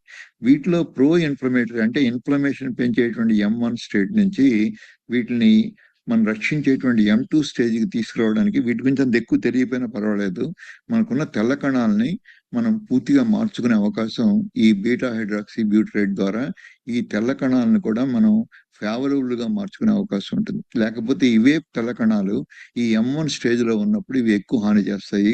M2 స్టేజ్ లో ఉన్నప్పుడు మనకి అవే తెల్ల కణాలు, అవే కణాలు మార్పు జరిగితే మనకి ఎంతో ఉపయోగం ఉంటుంది. సో వీటన్నిటిని కూడా మన రక్త పరీక్షల ద్వారా మనం తెలుసుకుని, వీటన్నిటిని కూడా మనం ఎస్టిమేట్ చేసుకుని ఎంతవరకు ఏ విధంగా కావాలో అన్నది కూడా మనం తెలుసుకోవచ్చు. అట్లాగే మనం తెలుసుకునేటువంటి ఈ ఉన్న ఈ స్ట్రెస్ హార్మోన్ కార్టిజోల్, ఎడ్రినలిన్ ఈ 2 కూడా మనం ఎస్టిమేట్ చేసుకోవచ్చు. ఇవి ఎంత ఎక్కువ ఉంటే యూరిన్ లో కూడా ఎస్టిమేట్ చేసుకోవచ్చు. ఈ ఎడ్రినలిన్, కార్టిజోల్ ఇవన్నీ అంత యాంగ్జైటీ ఎక్కువ ఉంటుంది, అంత ఇరిటబిలిటీ, ఇవన్నీ మూడ్ డిస్టర్బెన్స్లు ఇవన్నీ ఎక్కువ ఉంటాయి. వీటిని ఈ స్ట్రెస్ హార్మోన్స్ ని అపోజ్ చేయగల శక్తి కీటోన్ బాడీస్ ఉంది. అందుకోసమని వీటి యొక్క లెవెల్ ఎంత ఉంది, ఈ కీటోన్ బాడీస్ ఎంత ఉన్నాయి, ఈ రెండింటిని ఏ విధంగా బ్యాలెన్స్ చేసుకుంటాము, ఇవన్నీ ఒక మెడికల్ సూపర్వైజర్ లో తెలుసుకుంటాం. కానీ ఇవన్నీ ఎవరు పడితే వాళ్ళు చేసుకునేది కాదు. ఇవన్నీ మీరు అర్థం చేసుకోవడానికి ఉపయోగపడుతుంది, కానీ దీన్ని మీ సొంత ప్రయోగాలు చేసి మీరు మార్చుకోవాల్సిన అవసరం లేదు. దీంట్లో నిష్ణాతులైన ఎంతోమంది డాక్టర్లు ఉన్నారు, వాళ్ళ సలహాలు పాటిస్తే చాలు. ఏ విధంగా ఇవన్నీ ఈ హార్మోన్స్ అన్నిటిని, నారెఫినెఫ్రిన్ అంటే మనం కొద్దిగా యాంగ్జైటీ ఫీల్ అయినప్పుడు, స్ట్రెస్ వచ్చినప్పుడు పెరిగే ఈ హార్మోన్, అలాగే మన కామ్నెస్ కలర్ చేసే సెరోటోనిన్ ఈ హార్మోను, అలాగే మన ప్లెజర్ ని కలర్ చేసే హార్మోన్ డోపమైన్, ఈ మూడిట్ల స్థితిగతులు ఎంత బాగా మార్చుకోగలిగితే మనం ఎంతవరకు అనుకూలంగా మార్చుకున్నట్టయితే ఈ అగ్రెసివ్ బిహేవియర్ ఇవన్నీ కూడా తగ్గిపోతాయి.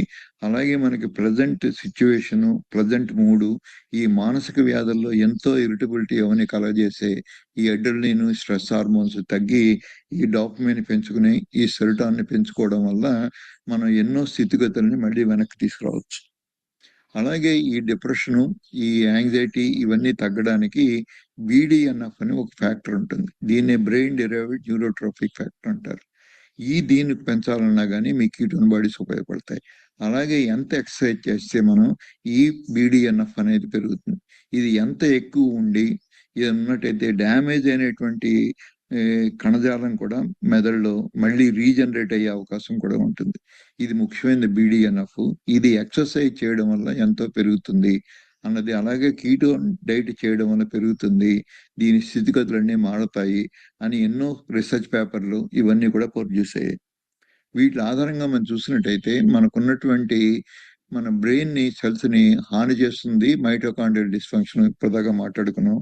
ఆక్సిడేటివ్ స్ట్రెస్, ఇన్ఫ్లమేషన్, ఈ గ్లూకోజ్ టాక్సిసిటీ, అలాగే గ్లూటమేట్, గాబా ఈ యొక్క ఇంబ్యాలెన్స్, ఈ 4 ముఖ్యమైన కారణాలుగా 5 ముఖ్యమైన కారణాలుగా గుర్తిస్తున్నాం. వీటన్నిటిని కూడా మనం నిరోధించి మనం గనక కార్బోహైడ్రేట్స్ మానేసి ఈ కీటోన్ బాడీస్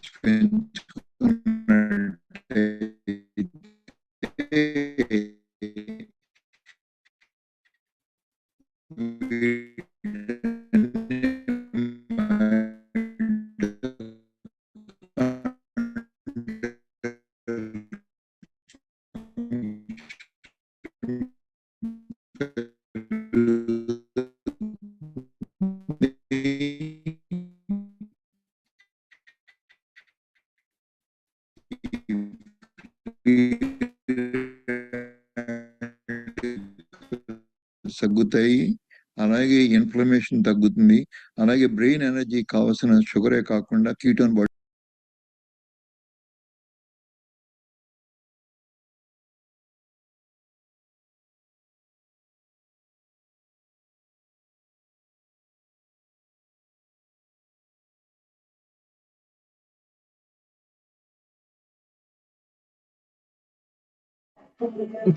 సారీ అండి, ఒక టెక్నికల్ ఇష్యూ వల్ల ఆగింది.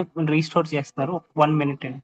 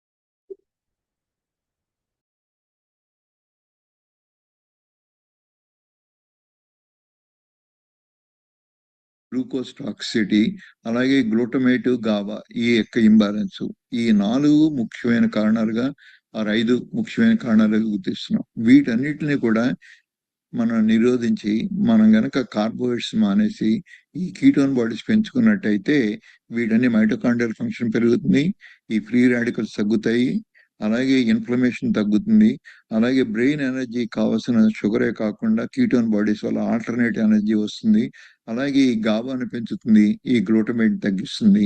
సో ఈ విధంగా ఎన్నో మందుల ద్వారా మనం తెచ్చుకున్నటువంటి ఈ మార్పుల్ని మనం డైట్ లైఫ్ స్టైల్ మార్చడం వల్ల తెచ్చుకోవచ్చు. దీనివల్ల కలిగే ఉపయోగం ఏంటంటే వీటన్ని యొక్క మార్పుల వల్లే మనకి డిప్రెషన్, యాంగ్జైటీ ఇటువంటి డిజార్డర్స్, అలాగే షైజోఫ్రీనియా అంటారు. ఇది ముఖ్యమైన మానసిక వ్యాధుల్లో ముఖ్యమైనది.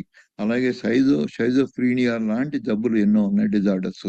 అలాగే ఆల్జిమేస్ డిసీజ్ అంటే ముఖ్యంగా ఈ మతిమరుపు వ్యాధి. అలాగే బైపోలార్ డిజార్డర్స్, ఇవి స్ప్లిట్ పర్సనాలిటీస్ అని అంటారు. కొంతవరకు దీని గురించి కూడా మనం ఎక్కువ తెలుసుకుందాం. ఇది చాలా సీరియస్ కండిషన్. వీళ్ళు మామూలుగానే కనపడతారు, కానీ వీళ్ళలో ఉన్న మానసిక ప్రవర్తన అంతా కూడా మనం ఎస్టిమేట్ చేయలేనంత, సొసైటీలో భరించలేనంత ఇదిగా కూడా తయారవుతుంది వీళ్ళ బిహేవియర్ తోటి. అలాగే ఆటిజం స్పెక్ట్రమ్ డిజార్డర్, ముఖ్యంగా చిన్నపిల్లలు చూస్తాం. ఏడిహెచ్డి, ఆటిజం స్పెక్ట్రమ్ డిజార్డర్స్, వీటిలో కూడా ఎంతో మార్పులు ఈ కీటోజెనిక్ డైట్ చేసి ఎంతో మంది చిన్నపిల్లలలో వాళ్ళకి కావలసిన ఎదుగుదలని మళ్ళీ మామూలుగా తీసుకొచ్చేటువంటి అవకాశాలు చిన్నతనంలోనే మనం ఈ డైట్ మొదలు పెట్టినట్టయితే, కీటోన్ బాడీస్ పెంచుకున్నట్టయితే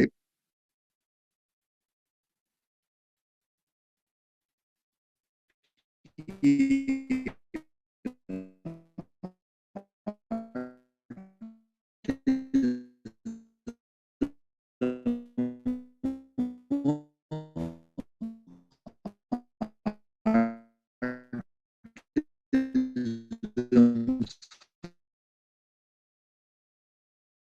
సంబంధించిన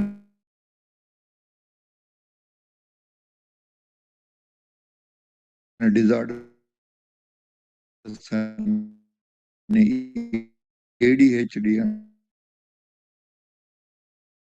అంటారు. ఇవన్నీ అందరికీ ఈ పదజాలం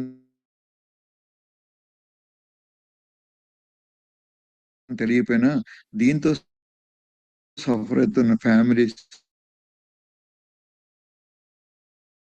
కి, వీటితో suffer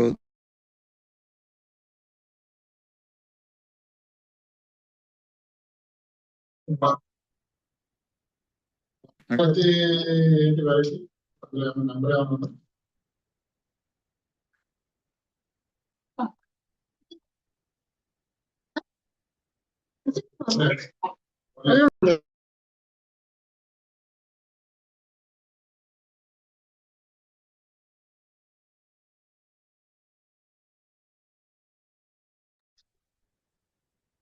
sir no voice sir, voice రావట్లేదు.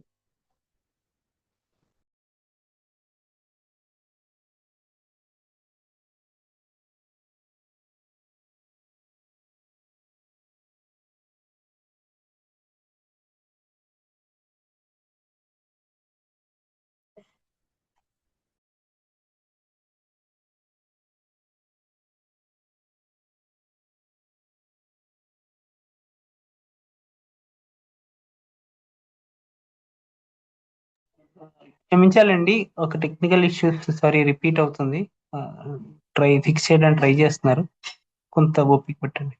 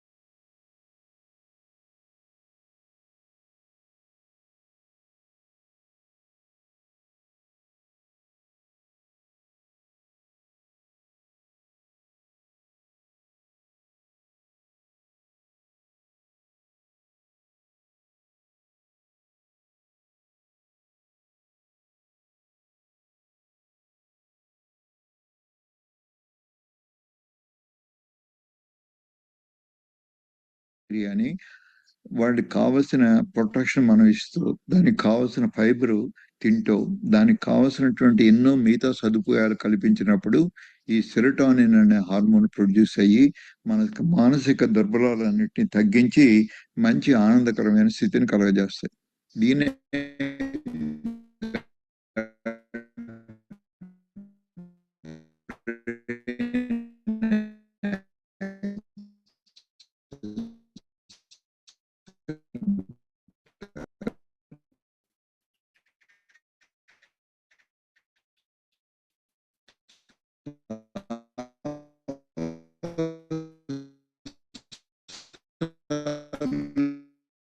మీరు వినే ఉంటారు.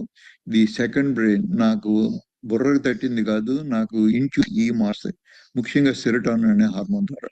అట్లాగే బీటా హైడ్రాక్సీ బ్యూటరేట్ అన్నది ఈ గట్లో ఉన్న బ్యాక్టీరియా కూడా ప్రొడ్యూస్ చేయగలుగుతాయి. దీనివల్ల ఎక్కువ ఉపయోగాలు జరుగుతున్నాయి. దాన్నే మనం డైట్ ద్వారా కంట్రోల్ చేస్తూ ఈ ప్రొడ్యూస్ అయిన ఈ బీటా హైడ్రాక్సీ బ్యూటరేట్కి సహాయంగా మనం డైట్ కూడా మార్చుకున్నట్టయితే ఈ ఫలితాలు ఇంకా ఎక్కువ ఫలితాలు మనకు ఉపయోగపడతాయి అని తెలుసుకోవడమే ఈ గట్ బ్రెయిన్ యాక్సెస్.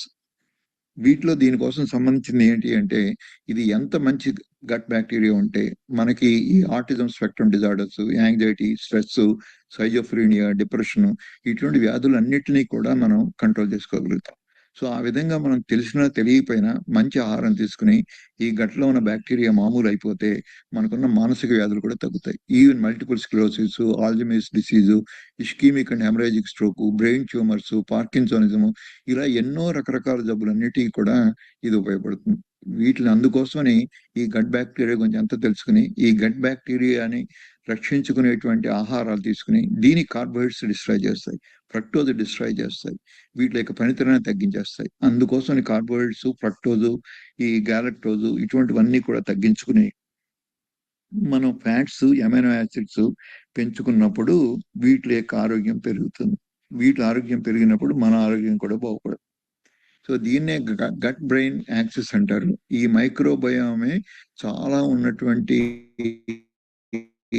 ఎన్నో రకరకాల వ్యాధులకి, ముఖ్యంగా సైజోఫ్రీనియా, పోస్ట్ ట్రమాటిక్ సిండ్రోమ్, అలాగే eating disorders, anxiety disorders, bipolar disorders, obsessive compulsory disorders, OCD అంటారు. ఇవన్నీ కూడా ఈ గట్ బ్యాక్టీరియా, ముఖ్యంగా ఐబిడి, ఐబిఎస్ అంటే irritable bowel syndrome, constipation, bloating ఇవన్నీ కూడా అంత ఈజీగా బయటపడవు. చాలా మంది సఫర్ అవుతూ ఉంటారు.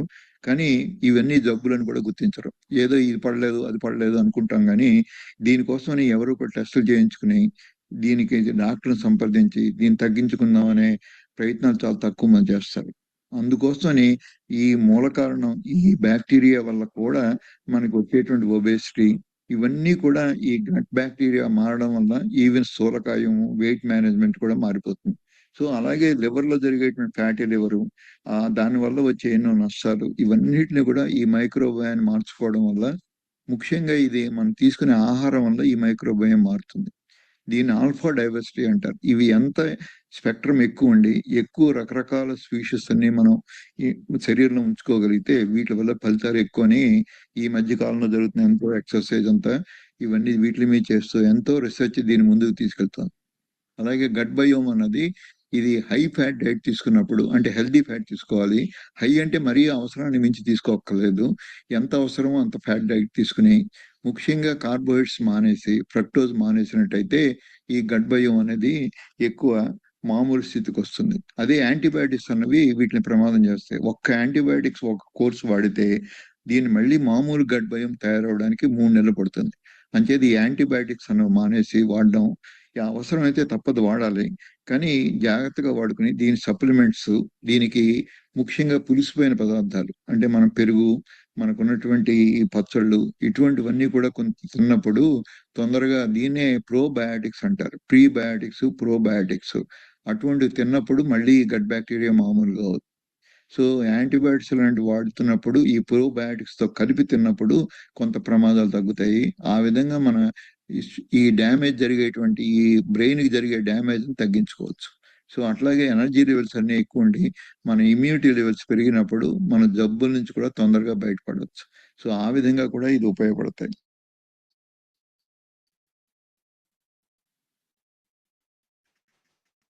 అట్లాగే మనం చూస్తే ముఖ్యంగా బైపోలార్ డిజార్డర్స్ అన్నది ఒక మానసిక వ్యాధి. చాలా మంది దీన్ని సఫర్ అవుతూ ఉంటారు. కానీ దీన్ని ఎక్కువ మంది గుర్తించరు. ఒకవేళ ఈ పేషెంట్లు వాళ్ళు కనీసం ఒప్పుకోరు ఈ డిజార్డర్స్ ఉన్నవాళ్ళు. వాళ్ళు సైకాట్రిస్ట్ దగ్గరికి వెళ్ళడానికి కూడా నిరాకరిస్తారు. ఇటువంటి వాళ్ళందరినీ కూడా మన సమాజంలో చూస్తూ ఉంటాము. వీళ్ళకి కొంతమంది తేడా ఉంది అని అనిపించే బిహేవియర్లు చాలా సార్లు గుర్తిస్తాము. కానీ మనం కూడా ధైర్యం చేసి వీళ్ళు పూర్తి మానసిక వ్యాధులని మనం గుర్తించే అవకాశం ఉండదు. కానీ ఇటువంటి వాళ్ళు కీటోన్ థెరపీ ఇవ్వడం వల్ల చాలా వాళ్ళ మూడ్ స్టెబిలైజ్ అవుతుంది అని చెప్పేటువంటి రీసెర్చ్ చాలా జరిగింది. దీంట్లో ఇవి చేసిన ఒక ఇండియన్ ఆరిజిన్ షిబానీ సేథి, ఒక కాలిఫోర్నియాలో ఉక్లా యూనివర్సిటీలో ఉంటారు. ఈవిడ ఎంతో రీసెర్చ్ చేసి ఏ డైట్ మారిస్తే ఈ బైపోలార్ డిజార్డర్స్ కి ఈ సీరియస్ మెంటల్ ఇల్నెస్ తగ్గుతుంది అని చేసి పబ్లిష్ చేసిన పేపర్లు ఉన్నాయి. అలాగే ఈ బైపోలార్ డిజార్డర్స్ లో వీళ్ళందరికీ స్ప్లిట్ పర్సనాలిటీస్ ఉంటాయి.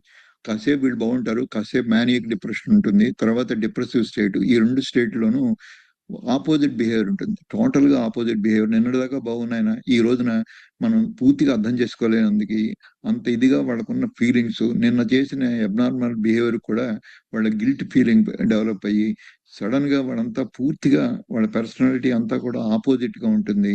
మనకి ఏమాత్రం అర్థం కారు వీళ్ళు. ఏ విధంగా ఎప్పుడు ఎలా బిహేవ్ చేస్తారో కూడా తెలియదు. ఇలాగే వీళ్ళు చాలా సఫర్ అవుతూ ఉంటారు. వాళ్ళకు కూడా తెలియదు ఇది.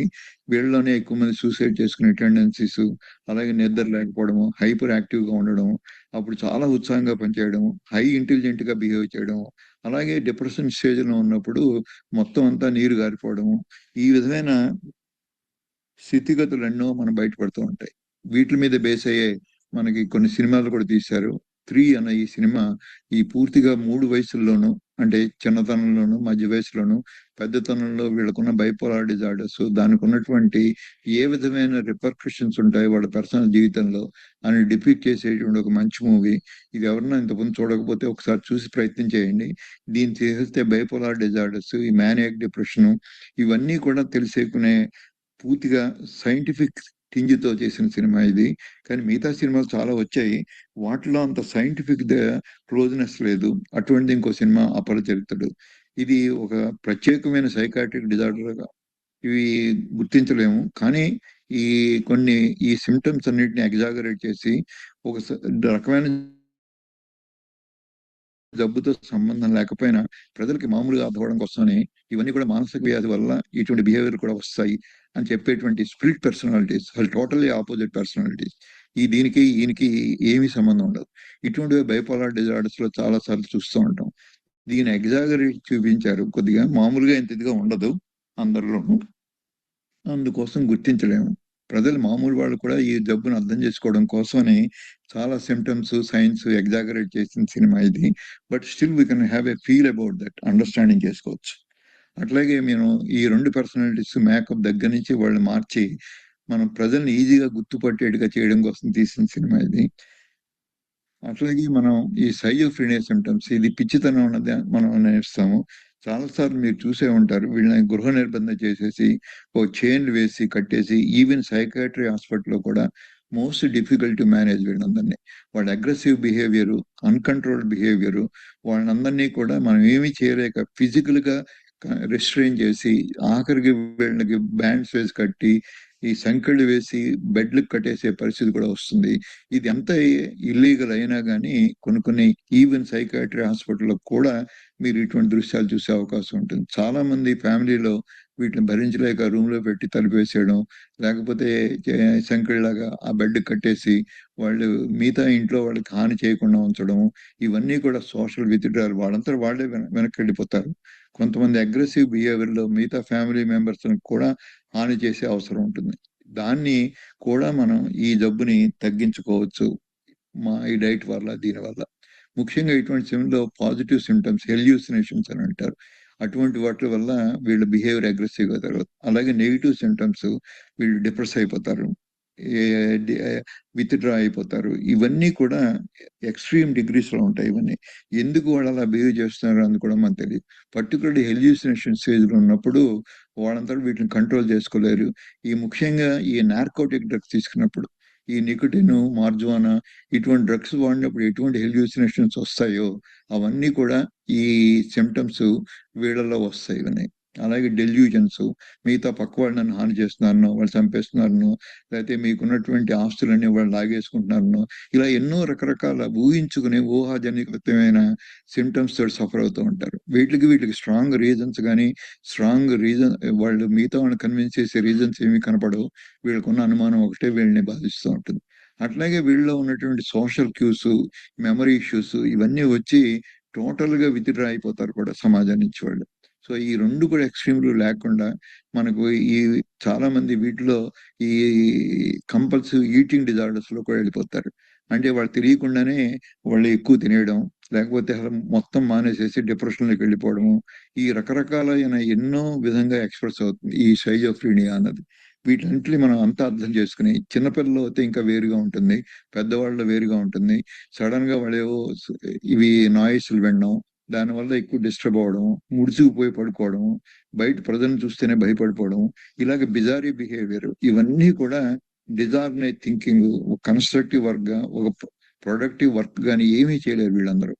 సో ఇటువంటివన్నీ చూసినప్పుడు మనం ఎంత తొందరగా గుర్తించి, ఇటువంటి చిన్నపిల్లగా మొదలవుతుంది ఇది, తర్వాత పెద్ద అయిన తర్వాత కూడా దీనికోసమనే మనం ఎక్కువ మంది నమ్మింది జెనెటిక్స్ కి దీనికి దగ్గర సంబంధం ఉంది. జెనెటిక్ సంబంధం ఉంది కాదనట్లేదు, కానీ ఎపిజెనెటిక్స్ ద్వారా ఆ జెనెటిక్స్ ని కూడా ఎక్స్ప్రెస్ కాకుండా మనం ఆపుకోవచ్చు. దానికి ఉపయోగపడేది మనం తీసుకునే డైట్.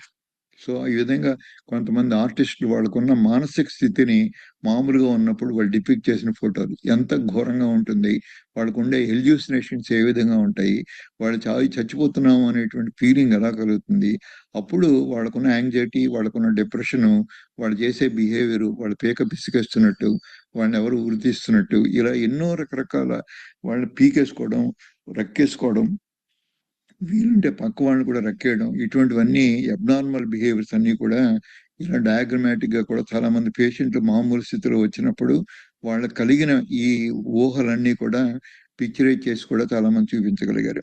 ఇవన్నీ కూడా సర్వసాధారణం వీళ్ళలో. సో ఇటువంటి వాటిలో మనం ఏ విధంగా ఈ ఆల్జిమేస్ డిసీజ్ ని, పార్కిన్సన్ డిసీజ్ ని, ఈ మెటబాలిక్ వాటిని మనం మార్చి ఏ విధంగా వీటిలన్నీ కూడా మందులు కూడా తగ్గించుకుని, కొద్ది మందిలో మందులు కూడా మానిపించేటువంటి ఈ ప్రక్రియలన్నీ కూడా పబ్లిష్ అయిన లిటరేచర్ లో ఉన్నాయి. ముఖ్యంగా హెల్దీ బ్రెయిన్, ఈ అన్హెల్దీ బ్రెయిన్ ఏ విధంగా మెటబాలిజం మారడం వల్ల ఈ మళ్ళీ వెనక్కి తీసుకొచ్చి హెల్దీ బ్రెయిన్ గా మార్చగలము అనేది ముఖ్య ఉద్దేశం. దీంట్లో ఏంటంటే మైండ్ ఓవర్ మెటబాలిక్ ఫంక్షన్, ఈ memory strategies, awareness strategies, సెటైటీ strategies, ఈ మూడిటిని మనం మార్చుకుని మనం తీసుకునే ఆహారాన్ని ఎంతవరకు అనుకూలంగా ఒక పట్టాన వీళ్ళు ఈ మానసిక స్థితి సరిగా లేనప్పుడు ఈ ఆహారంలో మార్పులు చేయడానికి కూడా ఒప్పుకోరు వాళ్ళు. అంత ఈజీ కాదు. దీనికి ఎంతో మంది వాళ్ళ దగ్గర ఉన్న ఆ రిలేషన్షిప్ ని బట్టి ఆ ఫ్యామిలీ మెంబర్స్ మాత్రమే కన్విన్స్ చేయగలరు. ఎక్కువసార్లు డాక్టర్లు కూడా కన్విన్స్ చేయలేరు. కానీ కొంతమంది సైకాలజిస్టులు ఈ ఫ్యామిలీ మెంబర్స్ ని ఏ విధంగా చేసి వాళ్ళకు ఉన్నటువంటి సెటైటీ స్ట్రాటజీస్ ని మార్చి వాళ్ళకు ఉన్నటువంటి మంచి ఆహారాన్ని ఇవ్వగలిగితే ఇవన్నీ కూడా మనం కంట్రోల్లో పెట్టుకోవచ్చు. సో అటువంటి వాటిలోనే ఈ బ్రెయిన్ ఎనర్జీ కావాల్సింది ముఖ్యమైనది. ఇప్పుడు దాకా నమ్మింది గ్లూకోజు, కీటోన్స్, ఈ రెండే కాకుండా ఇంకా ఎంతో రీసెర్చ్ మాలిక్యూల్ జరుగుతున్నాయి. ఇవన్నీ కూడా కంట్రిబ్యూషన్స్ ఉన్నాయి, కానీ ఇవన్నీ చిన్న చిన్న కంట్రిబ్యూషన్స్. వాటి వల్ల మనం తెలుసుకుని ఈ ఎఫెక్ట్స్ ఆఫ్ కీటోజెనిక్ ని మనం మార్చుకుని ఈ ఉన్న డిప్రెషన్, యాంగ్జైటీ డిజార్డర్స్ సహా ఈ autism spectrum disorders, bipolar disorders, Alzheimer's disease, వీటన్నిటిని కూడా మనం మార్పులు చేసుకోవచ్చు. ఇంత పూర్వం దాకా మనం వినింది మెడికేషన్, థెరపీ, ఫండమెంటల్ పిరమిడ్ లో ఉంది మెడికేషన్. ఈ స్లీప్, డైట్, ఎక్సర్సైజ్ అనేది ఎక్కడో చివరి దశలో ఉండేది. దీన్ని రివర్స్ చేసి థెరపటిక్ న్యూట్రిషన్, ఈ న్యూట్రిషన్ మార్చుకోవడం ఫండమెంటల్. తర్వాత సర్కాడియన్ రిథమ్, అంటే రాత్రిపూట పడుకోవడం, పగలపూట మెలుగుగా ఉండడం, అలాగే మన మూవ్మెంట్, ఎక్సర్సైజ్ ఎంత చేస్తాం, ఇవన్నిటితోటి మనం సాధించలేనప్పుడు ఈ థెరపీ మెడికేషన్, ఈ మెడికేషన్స్ వాడుకుంటూ, అంతపూర్వం ఆల్రెడీ ఈ మెటబాలిక్ సైకియాట్రీ అన్నది ఈ డైరెక్షన్ లో పనిచేస్తుంది. ఆల్రెడీ మందులు వాడుతూ ఉంటే ఈ మందులు వాడుకుంటూ ఈ మార్పులు తీసుకొచ్చినప్పుడు ఈ మందుల్ని మనం తీసుకున్న డోసుని మార్చుకుని మన స్వస్థత చేకూర్చుకునేటువంటిది, అలాగే ఈ సైడ్ ఎఫెక్ట్స్ ఉన్నటువంటి ఈ డ్రగ్స్ అన్నింటినీ కూడా మనం దాని యొక్క తీవ్రతను తగ్గించుకునే అవకాశం ఉంటుంది. అందుకోసమని ఈ పద్ధతులు అవలంబించాల్సిన అవసరం ఉంటుంది. ఇటువంటిది ఒక రివ్యూ ఆర్టికల్ ఇది. ఈవిడే చెప్పేందాక షబాని సేతి అని కాలిఫోర్నియాలో పబ్లిష్ అయింది. ఇది ముఖ్యంగా బ్రెయిన్, సీరియస్ మెంటల్ ఇల్నెస్ అన్నిటిని కూడా ఏ విధంగా తగ్గిస్తున్నారు వాళ్ళు అని నిరూపించేటువంటి ఈ పేపర్ ఇది. అట్లాగే neuro pharmacology of ketogenic diet, ఇవన్నీ ఎందుకు చూపిస్తున్నానంటే కొద్దిగా ఇవన్నీ కూడా సైంటిఫిక్ బేస్ తో చేసినవే.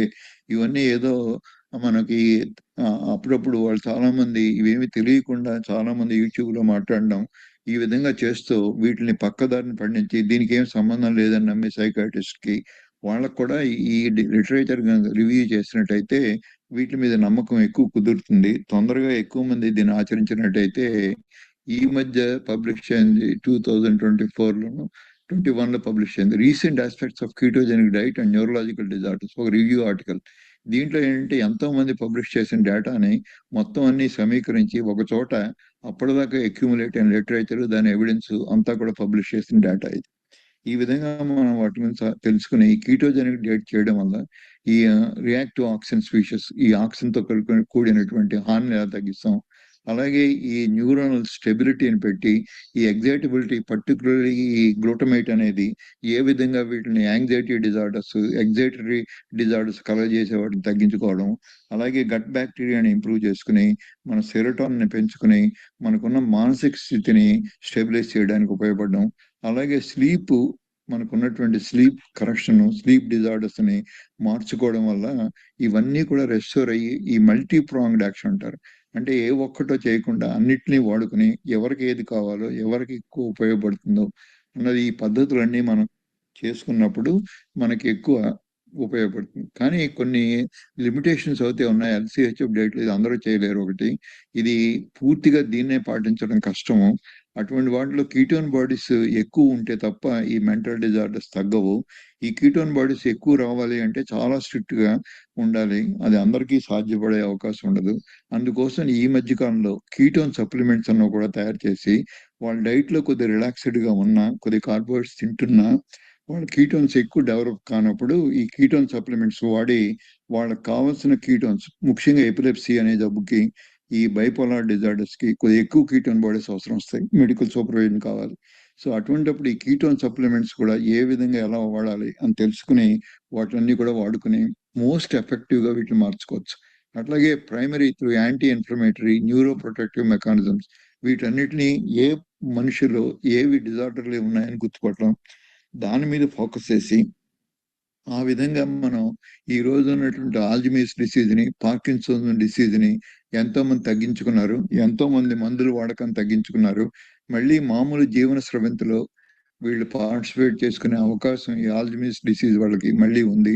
పార్కిన్సోనిజం సొసైటీ విత్డ్రా అయ్యి ఇంట్లోనే పరిమితమయ్యే వాళ్ళు మళ్ళీ సోషల్ యాక్టివిటీలో పార్టిసిపేట్ చేసే అంత ఇంప్రూవ్మెంట్ వీటిలో కనపడ్డాం. ఇవన్నీ జరుగుతున్నాయి. అట్లాగే చూసినట్టయితే ఇంకా ఎన్నో ఉపయోగాలు మనకి ఈ డైట్ వల్ల, ఇవన్నీ ఎక్సర్సైజ్ వల్ల జరుగుతున్నాయి అన్న తెలుసుకుని వీటిలన్నీ ఎంత మనం అవలంబిస్తే మనకున్న మానసిక వ్యాధులు మనమే కాకుండా, మన మూడ్ ఎలివేషనే కాకుండా, మన పాజిటివ్ ఎనర్జీ కాకుండా మన చుట్టుపక్కల ఇటువంటి వ్యాధులతో బాధపడే వాళ్ళకి కూడా మనం కొంతవరకు సహాయకరంగా ఉండగలము. కానీ మెడికల్ సూపర్విజన్ అన్నది అవసరము. ఏ ప్రాసెస్ లో వీళ్ళకి ఈ మానసిక వ్యాధులు వస్తున్నాయి అని తెలుసుకుని దాన్ని మాత్రమే అడ్రస్ చేసినప్పుడు మాత్రమే ఫలితాలు ఉంటాయి. అంతేగాని ఓవరాల్ గా ఏదో fat తింటే కార్బోహైడ్రేట్స్ మానేస్తూను ఈ ఫలితాలు ఉండవు. ఇదంతా ప్యూర్ సైన్స్. దీన్ని పూర్తిగా అర్థం చేసుకుని దీన్ని వాడుకోగలిగితే చాలా.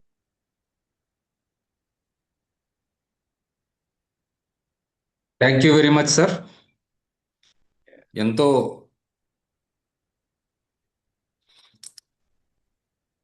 Thank you very much sir. ఎంతో ముఖ్యమైన చాలా విషయాలు ఈ ఉపన్యాసంలో వచ్చాయి. నేను ఇప్పుడు ఉపన్యాసంలోని ముఖ్య విషయాలను బ్రీఫ్గా సమ్మరైజ్ చేస్తాను. మనం మానసిక వ్యాధులు, depression, anxiety disorders, schizophrenia, Alzheimer's, bipolar, Parkinson's disease మొదలగు వాటి గురించి, వాటికి కారణమైన mitochondrial dysfunction, oxidative stress, inflammation, glucose hypometabolism అంటే గ్లూకోజ్ని ఉపయోగించుకోలేకపోవడం, ఇన్సులిన్ రెసిస్టెన్స్, గ్లూటామేట్ మరియు గాబా ఇంబ్యాలెన్స్ గురించి తెలుసుకున్నాం. కీటో డైట్ ఈ జబ్బులను తగ్గిస్తుందని, తద్వారా ఈ మానసిక వ్యాధుల నుండి ఉపశమనం లభిస్తుందని మనం తెలుసుకున్నాం. మరొక విషయం, వేరే హెల్త్ బెనిఫిట్స్ కొరకు అంటే డయాబెటీస్ మరియు ఒబిసిటీ మొదలగు వాటి కొరకు కీటో డైట్లో తక్కువ లెవెల్స్లో బ్లడ్ కీటోన్స్ ఉన్నా కూడా సరిపోతుంది. కానీ మానసిక వ్యాధులకు అంటే మెదడుకు సంబంధించిన జబ్బుల కొరకు కీటో డైట్ పనిచేయాలంటే ఎక్కువ లెవెల్లో బ్లడ్ కీటోన్స్ ఉండాలని, కాబట్టి కీటో డైట్ స్ట్రిక్ట్గా చేయాలని తెలుసుకున్నాం. Doctor Chris Palmer, doctor Georgia Ede, doctor Shivani Seth మొదలగు వారు మానసిక జబ్బుల గురించి చేసిన పరిశోధనల గురించి తెలుసుకున్నాం. Doctor Bret Scher and Baszucki group గురించి కూడా తెలుసుకున్నాం. బజూకీ గ్రూప్ గురించి కొద్దిగా చెప్తాను. ఈ గ్రూప్ ఓనర్స్ బిలియనర్స్. వారి కుమారుడు మ్యాట్ బజూకీ బైపోలార్ డిప్రెషన్తో బాధపడ్డారు. 40 మందికి పైగా డాక్టర్లు నార్మల్ మెడికల్ ట్రీట్మెంట్తో నయం కాలేదు. బజూకీ మతిస్థిమితం కోల్పోయి చాలా బాధపడ్డారు. చివరికి Harvard psychiatrist doctor Chris Palmer వద్ద ట్రీట్మెంట్ తీసుకొని ట్రీట్మెంట్గా స్ట్రిక్ట్గా కీటో డైట్ చేసి పూర్తి ఆరోగ్యం తిరిగి పొందారు. వారి ఫ్యామిలీ, వారి మదరు, సన్ను ఇద్దరూ పబ్లిక్గా వారు అనుభవించిన హెల్త్ ప్రాబ్లమ్స్ గురించి ఉపన్యసిస్తారు. వారు ధనవంతులు కనుక ఎన్నో $1 మిలియన్ డొనేట్ చేసి బజూకీ గ్రూప్ ట్రస్ట్ ద్వారా, నాన్ ప్రాఫిట్ ట్రస్ట్ ద్వారా సుమారు 60 పైగా కీటో డైట్ ట్రయల్స్కు ఫండింగ్ చేశారు. కీటో డైట్తో మానసిక జబ్బుల ట్రీట్మెంట్ గురించి ప్రచారం చేసి అవగాహన కల్పిస్తున్నారు. మన దేశంలో మానసిక జబ్బులు ఉన్నవారు బయటికి చెప్పరు మరియు ట్రీట్మెంట్ కూడా తీసుకోరు. జబ్బు బాగా ముదిరి ఇబ్బంది పెట్టినప్పుడే ట్రీట్మెంట్కి వెళతారు. బజూకీ ఫ్యామిలీని చూసి మనవారు కూడా తెలుసుకోవాలి. ఇప్పుడు డాక్టర్ సోమరాజు సార్ని స్పందించవలసిందిగా కోరుతున్నాను.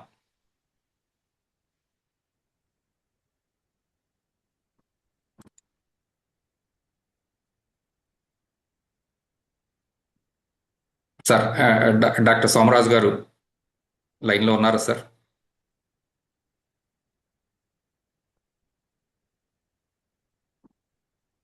ఇప్పుడు ప్రశ్నలు అడగదలిచిన వారు చాట్ బాక్స్లో పోస్ట్ చేయవలసిందిగా కోరుతున్నాను.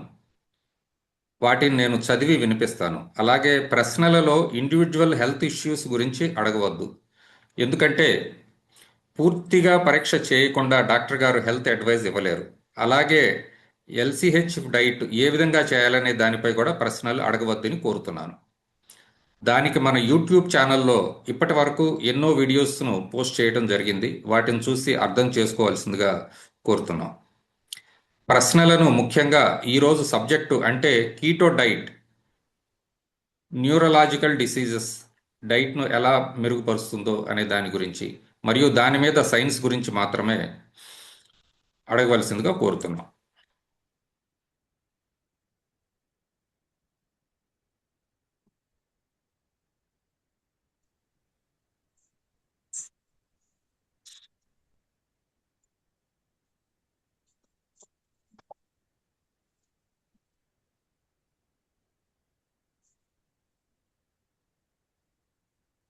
ఎవరైనా టైపింగ్ కష్టంగా ఉంటే వాళ్ళు హ్యాండ్ రైజ్ చేస్తే కూడా డైరెక్ట్గా అడగడానికి అవకాశం ఇస్తామండి సార్ని. సార్, ప్రణీత్ గౌడ్ గారు క్వశ్చన్ పోస్ట్ చేశారండి. What is keto diet instead of glucose diet? How to take keto diet? దీని గురించి నేను ఇప్పుడే చెప్తున్నాను. కీటో డైట్ ఎలా చేయాలనే దాని మీద చాలా బేసిక్ క్వశ్చన్ అండి. దీనికి మన గ్రూప్లో ఛానల్లో ఆల్రెడీ 38 వీడియోలు పోస్ట్ చేసి ఉన్నాయి. ముందు వాటిని చదివి అర్థం చేసుకోవాల్సిందిగా కోరుతున్నాను.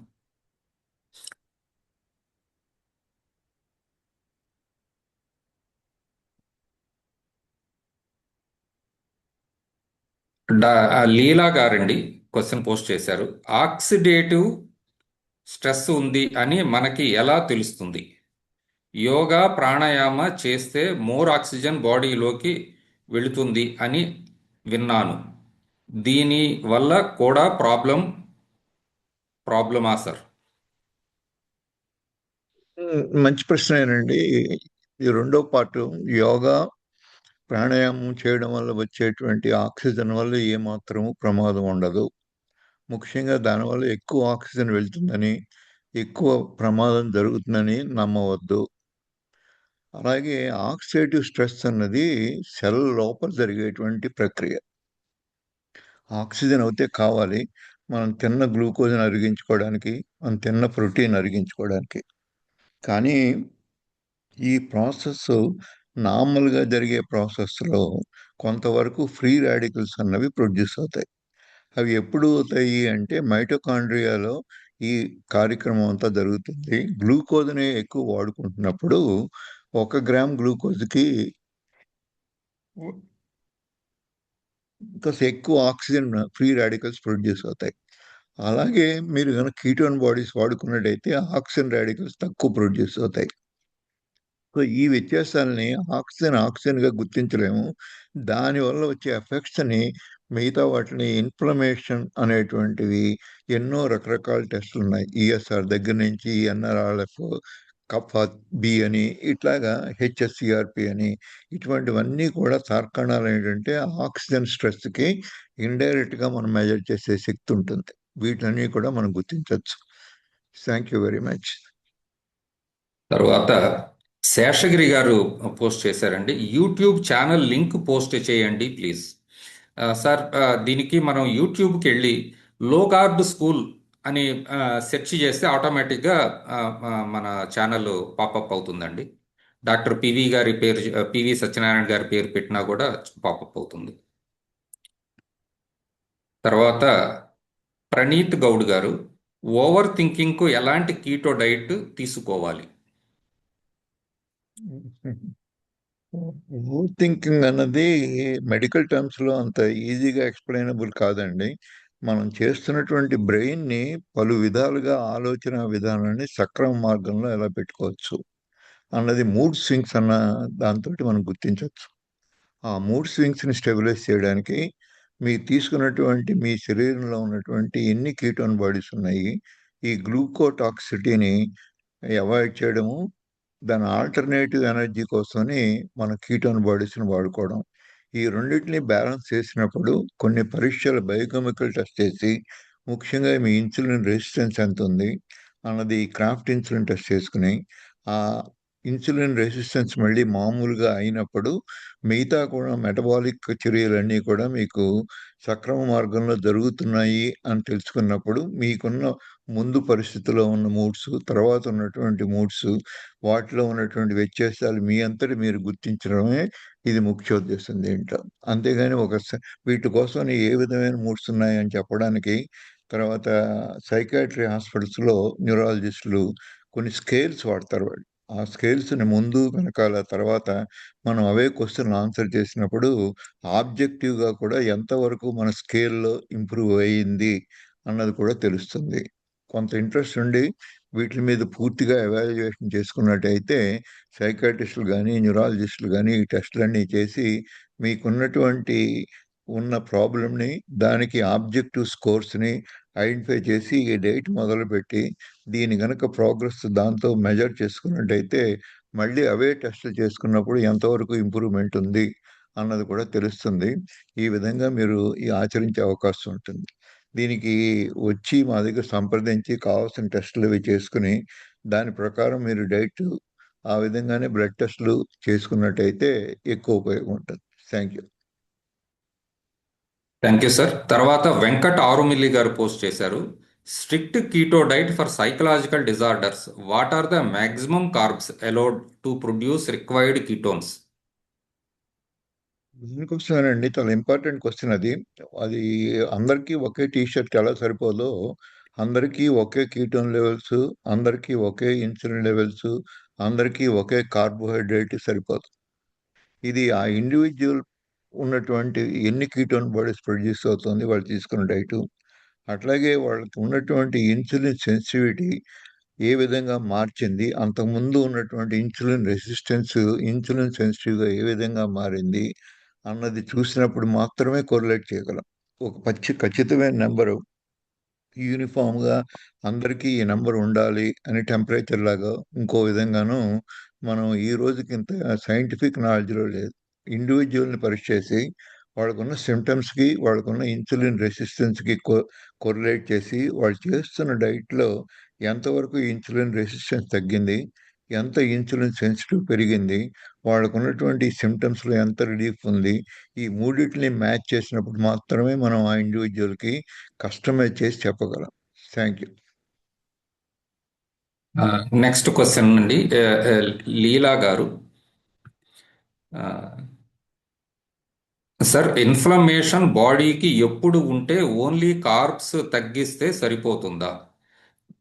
Need more suggestions please. Number 2, glutathione injection అని ఇప్పుడు బాగా వింటున్నాము. అది యంగ్గా కనపడటానికి ఇంకా ఇంకో చెప్తానండి. అది కొద్దిగా నేను చదువుతున్నాను, నాకు కూడా కనబడుతుంది అది. సార్ సార్ కొద్ది క్లారిటీ లేకపోయినా కానీ వాళ్ళకి అనుకున్నది, మనం ఊహించింది రెండు కరెక్ట్ అయితే వాళ్ళే తర్వాత విన్న తర్వాత సమాధానం చెప్పగలుగుతారు. ముఖ్యంగా మొట్టమొదటిది ఏంటంటే, ఇన్ఫ్లమేషన్ అన్నది మీ బాడీలో ఎలా ఉంది అన్నదానికి వేరియస్ టెస్టులు ఉంటాయండి. ఇవన్నీ మనం చేసుకుంటాం. ముఖ్యంగా ESR, HSCRP, NRF kappa B, అలాగే ఉన్నటువంటి మిగతా ఉన్నటువంటి కొన్ని మార్కర్స్ అన్ని చోట్ల బయోకెమిస్ట్రీ ల్యాబ్లో దొరకవు. ఆ ఉన్న మట్టికి మనం దానికి సంబంధించిన జబ్బుకి దాని ఇన్ఫ్లమేటరీ మార్కర్స్ని మనం మెజర్ చేసుకుని, మా హాస్పిటల్లో ఇప్పుడు మేము పనిచేస్తున్న హాస్పిటల్లో చాలా మటుకు చేయగలుగుతున్నారు. వాటిని గనక చేసి ఈ ఇన్ఫ్లమేషన్ ఉంది, క్రానిక్ ఇన్ఫ్లమేషన్ అన్నదాన్ని గుర్తించిన తర్వాత, అలాగే మనం తీసుకున్నటువంటి డైట్లో చేసిన మార్పుల వల్ల ఎన్ని కీటోన్ బాడీస్ ప్రొడ్యూస్ అవుతున్నాయి, దాన్ని కూడా కంటిన్యూస్గా మానిటర్ చేసుకునే సాధనాలు ఉన్నాయి ఇప్పుడు. గ్లూకోజ్ ఎలా మానిటర్ చేసుకుంటామో అలాగే కీటోన్ బాడీస్ కూడా మన శరీరంలో ఎన్ని ఉన్నాయి అన్నది కంటిన్యూస్గా మానిటర్ చేసుకుంటూ ఈ రెండింటిని నేను దీన్ని బట్టి మనం ఇండైరెక్ట్గా కొంతవరకు ఇన్ఫరెన్స్ డ్రా చేయొచ్చు. అలాగే మీకున్నటువంటి సిమ్టమ్స్, మీరు వాడుతున్న మందులు, ఆ వాడకం ఎలా ఉంది, వీటన్నిటిని కూడా అన్నీ కలిపి కస్టమైజ్ చేసినప్పుడు మాత్రమే చెప్పగలం. కానీ ఏదో ఒక ఫిగరు, ఒక నెంబరు అన్నది దీనికి లేదు. ఎవరైనా అలా చెప్పదలుచుకున్నా కానీ అదే నెంబరు అదే మనిషిలో జబ్బులు తగ్గిన తర్వాత కూడా వేరే విధంగా మారుతూ ఉంటాయి. అదే నెంబర్ ఆఫ్ కార్బోహైడ్రేట్స్ మేము ఎన్నోసార్లు చాలామందికి హై ఇన్సులిన్ రెసిస్టెన్స్ తీసుకున్నప్పుడు 15 గ్రాములు కార్బోహైడ్రేట్స్ ఇచ్చినా కానీ కనీసం 3 నెలలు 4 నెలలు అలా చేసిన తర్వాత వాళ్ళు 20 గ్రాములు 25 గ్రాములు 30 గ్రాములు తిన్నప్పుడు కూడా ఈ పెద్ద ఎక్కువ మార్పులు లేకపోవడం చూస్తున్నాం. అంచేత ఒక రకమైన కార్బోహైడ్రేట్స్ ఒక మనిషికి ఇది ఖచ్చితంగా ఇలాగే ఉంటుంది అన్నది ఒక ఫ్యాక్టర్ మాత్రమే అది. కానీ వీటిని ఇన్ఫ్లుయెన్స్ చేసే ఫ్యాక్టర్స్ బాడీలో చాలా ఉంటాయి కాబట్టి వాటన్నిటినీ కూడా అనుసంధానం చేసి ఆ పరిస్థితుల్లో ఎంతవరకు ఏమున్నాయి, సిమ్టమ్స్ ఎలా ఇంప్రూవ్ అయ్యి అని చెప్పడం ముఖ్యమైన ఉద్దేశం. మన ఉద్దేశం కార్బోహైడ్రేట్స్ తగ్గించడం ఒకటే కాదు. ఆ కార్బోహైడ్రేట్స్ తగ్గించినప్పుడు దానికి ఆల్టర్నేటివ్ ఎనర్జీ ఇవ్వకపోతే ఈ ప్రోగ్రామ్ టోటల్గా ఫెయిల్ అయిపోతుంది. అంటే కార్బోహైడ్రేట్స్ని తగ్గించడం ఒకటే ముఖ్యోద్దేశంగా కాకుండా మనకున్నటువంటి ప్రాబ్లంకి ఎటువంటి బ్యాలెన్స్డ్ డైట్ తీసుకుంటే మనకి హాని కలగనటువంటి ప్రోటీన్లు, మనకి హాని కలగజేయలేనటువంటి హెల్దీ ఫ్యాట్స్, ఈ కాంబినేషన్ చేసుకున్నప్పుడు మాత్రమే మనకి మంచి ఫలితాలు వస్తాయి. ముఖ్యంగా సైకాట్రిక్ డిజార్డర్స్, ఈ న్యూరలాజికల్ డిజార్డర్స్కి మామూలు వాటికి 1.5 మిల్లీమోల్స్ ఉన్న కీటోన్ బాడీస్ సరిపోతుంది. కానీ వీటిల్లో ఇటువంటి వాటిలో 3, 4 కన్నా కూడా ఎక్కువ ఉండాలి. అలాగే గ్లూకోజ్ కీటోన్ ఇండెక్స్ అని ఉంటుంది. ఆ గ్లూకోజ్ కీటోన్ ఇండెక్స్ మనం దాన్ని సరైన పాళ్ళల్లో ఆ జబ్బును బట్టి, అది అందరికీ ఒకే జబ్బుకి ఒకే రేషియో కాదు. ఆ జబ్బులు ఉన్నటువంటి ఫలితాలను బట్టి ఈ రేషియోల్ని మారుస్తూ ఉంటాం. సో ఇవన్నీ కొద్దిగా కాంప్లెక్స్ సిచ్యువేషను. కొద్దిగా దీనికి అనుభవజ్ఞైన మెడికల్ డాక్టర్తో సంప్రదిస్తే, అలాగే రెగ్యులర్ ఫాలో అప్ ఎలా వస్తుందో వీటికి కూడా రెగ్యులర్గా ఫాలో అయినప్పుడు మాత్రమే మీకు మంచి ఫలితాలు వస్తాయి. ఏదో చెప్పాము, ఏదో చేస్తున్నాం, ఏ మెజర్మెంట్ లేకుండా మనం తీసుకున్నట్టయితే అంత సత్ఫలితాలు రావు. Thank you. ఇందాక శేషగిరి గారు అడిగారు ఛానల్ లింక్ పోస్ట్ చేయమని. కింద రాంబాబు గారు పోస్ట్ చేశారండి, బాక్స్లోనే పోస్ట్ చేశారు. తర్వాత ప్రణీత్ గౌడ్ గారు అడుగుతున్నారు, how to improve memory, what type of keto diet will follow for good memory? Difficult question. ముందు మీ మెమరీ ఎంత ఉంది, ఐక్యూ టెస్టులు ఇవన్నీ కూడా దానికి ఫెమిలియారిటీని పెట్టుకుని మామూలుగా స్- కాలేజీ లెవెల్కి, స్కూల్ లెవెల్కి, యూనివర్సిటీ లెవెల్కి వెళ్ళే వాళ్ళందరికీ కూడా ఇంటర్నేషనల్గా మానిటర్ చేసినప్పుడు ఏదో ఐక్యూ 60-70 కన్నా ఎక్కువ ఉంటే తప్పిస్తే మీరు స్కూల్ కూడా కంప్లీట్ చేయలేరు. అలాగే 100 కన్నా 100 ఆ ప్రాంతాల్లో ఉంటే తప్ప ఐక్యూ మీరు హై స్కూల్ ఎడ్యుకేషన్ కంప్లీట్ చేయలేరు. అదే ప్రొఫెషనల్ కాలేజీలోకి వెళ్ళాలంటే మీకు 130, 120 ఆ ప్రాంతాల్లో మీ ఐక్యూ ఉండాలి. అలాగే ఐన్‌స్టీన్ చూస్తున్నట్టయితే చాలామంది ఐన్‌స్టీన్‌తో కంపేర్ చేస్తారు. ఆయనకి కూడా 140, 150 కన్నా ఎక్కువ లేదు. సో, ఐక్యూ ఒకటే మెజర్‌మెంట్ అని మనం నమ్మకూడదు మెమరీకి. కానీ మీకు ఓవరాల్‌గా మీరు చేస్తున్నప్పుడు కీటోన్ డైట్ చేసినప్పుడు మీ అటెంటివ్‌నెస్సు, యువర్ ఎబిలిటీ రీకలెక్ట్ ఇవన్నీ మీ అంతట మీకే తెలుస్తాయి ఇవన్నీ. అంతకుముందు జ్ఞాపకం లేని ఎన్నో విషయాలు మీరు గుర్తుపెట్టుకోవడం, షార్ప్‌గా ఆలోచించి వెంటనే దానికి రిఫరెన్స్ అంతకుముందు తడబడే రిఫరెన్సు అవి లేకుండా ఇమ్మీడియట్‌గా మీకు ఆన్సర్‌లు దొరకడం, ఇటువంటివన్నీ చాలామంది ఈ కీటో డైట్ చేస్తున్న వాళ్ళలో మేము గుర్తించి వాళ్ళు చెప్పడం మాకు గుర్తించాం దీన్ని. అందరికీ అన్ని టెస్టులు చేయడం అనేది ఎక్స్‌పెన్సివ్. ముందు, వెనక, తర్వాత ఎంతకాలం చేస్తే ఈ టెస్టులు ఇంప్రూవ్ అవుతున్నాయి.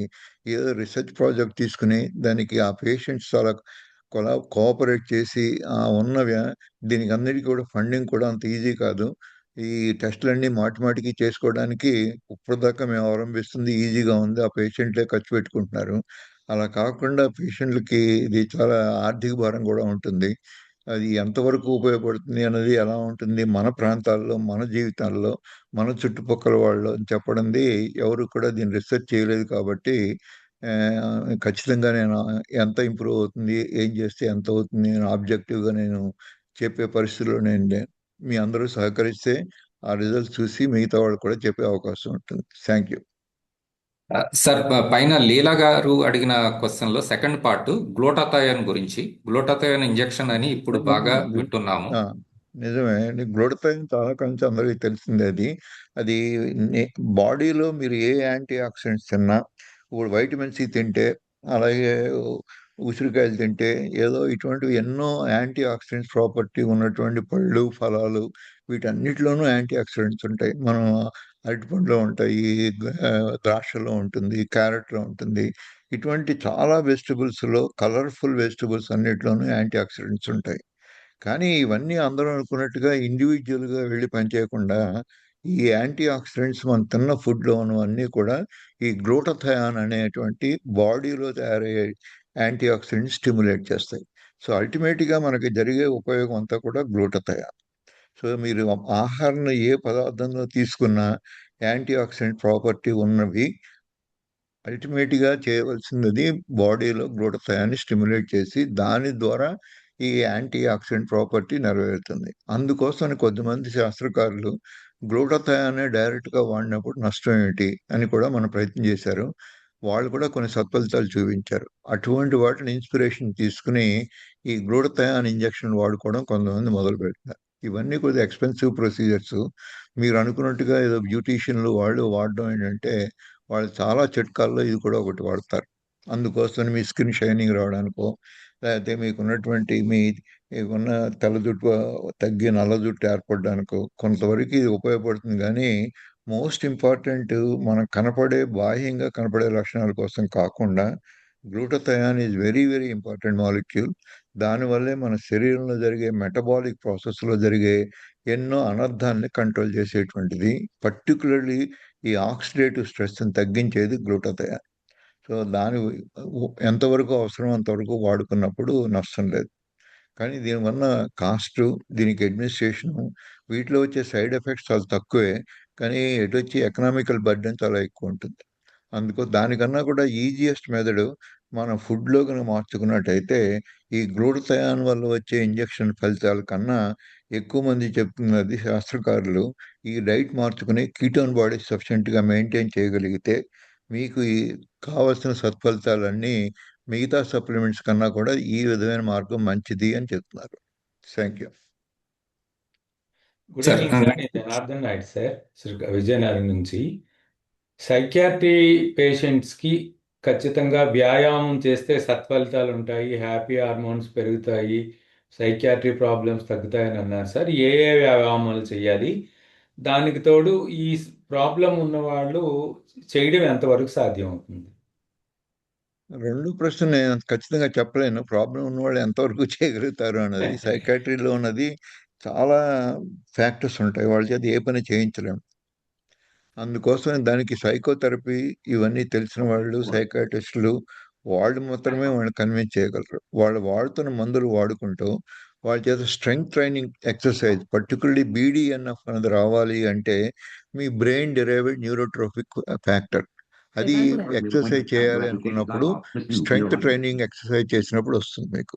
ఆ స్ట్రెంగ్త్ ట్రైనింగ్ చేయడానికి 18 వీడియోలు తీసి నేను పెట్టాను. నేను యూట్యూబ్లో నా ఛానల్లో డాక్టర్ పియు సత్యనారాయణ కొడితే ఏ ఎక్సర్సైజ్ అలా చేసినప్పుడు ఏమేమి ఇంప్రూవ్ అవుతాయి, ఏ టైప్ ఆఫ్ మజిల్ ఇంప్రూవ్ అవుతుంది, టైప్ 1 టైప్ 2 దాంట్లో స్ట్రెంగ్త్ ట్రైనింగ్ ఏంటి, మీరు సింపుల్ వెయిట్ బాడీ వెయిట్ తోటి మొదలుపెట్టి ఈ ఉన్నటువంటి క్లాసిక్ డంబెల్స్, తర్వాత వెయిట్ లిఫ్టర్స్, బార్బెల్స్ ఇవన్నీ కూడా వాడుకోవచ్చు. ఒకసారి ఆ 18 వీడియోలు చూడమని దయచేసి మీ అందరినీ కోరుతున్నాను నేను. దాన్ని బట్టి మీ అవకాశం ఎలా ఉంటే వాటన్నిటిని కూడా ఆ విధంగా వాడుకోవచ్చు. Thank you very much. Thank you sir. Sir, next Narasimham గారు అడుగుతున్నారు, ఫాస్టింగ్ చేస్తే కీటోన్ బాడీస్ పెరుగుతాయా? డిఫరెంట్ పెరుగుతాయండి. ఫాస్టింగ్ చేసినప్పుడు కీటోన్ బాడీస్ పెరుగుతాయి. ఎప్పటిదాకా అంటే మీకున్నటువంటి ఈ ప్రోటీన్ అవసరం రానంత వరకు, ఫ్యాట్ని మాత్రమే కరిగించుకునే అన్ని ఫ్యాట్స్ ఉన్నంత వరకు కీటోన్ బాడీస్ పెరుగుతాయి. కానీ ఒకవేళ ఫ్యాట్స్ లేని పక్షంలో అప్పుడు ఈ కీటోన్ బాడీస్ ఫ్యాట్స్ నుంచి కాకుండా ప్రోటీన్ నుంచి ఫామ్ అవుతాయి. అది అప్పుడు ఎక్కువ హాని చేస్తుంది. ఫ్యాట్స్ శరీరంలో దాగి ఉన్న ఫ్యాటు కీటోన్ బాడీస్గా ఎవరో మాట్లాడుతున్నారో నేను నా మాటే నాకు వినపడుతుందో తెలియట్లేదు నాకు అది. యా ఎకోయింగ్ ఏదో అవుతుంది అది.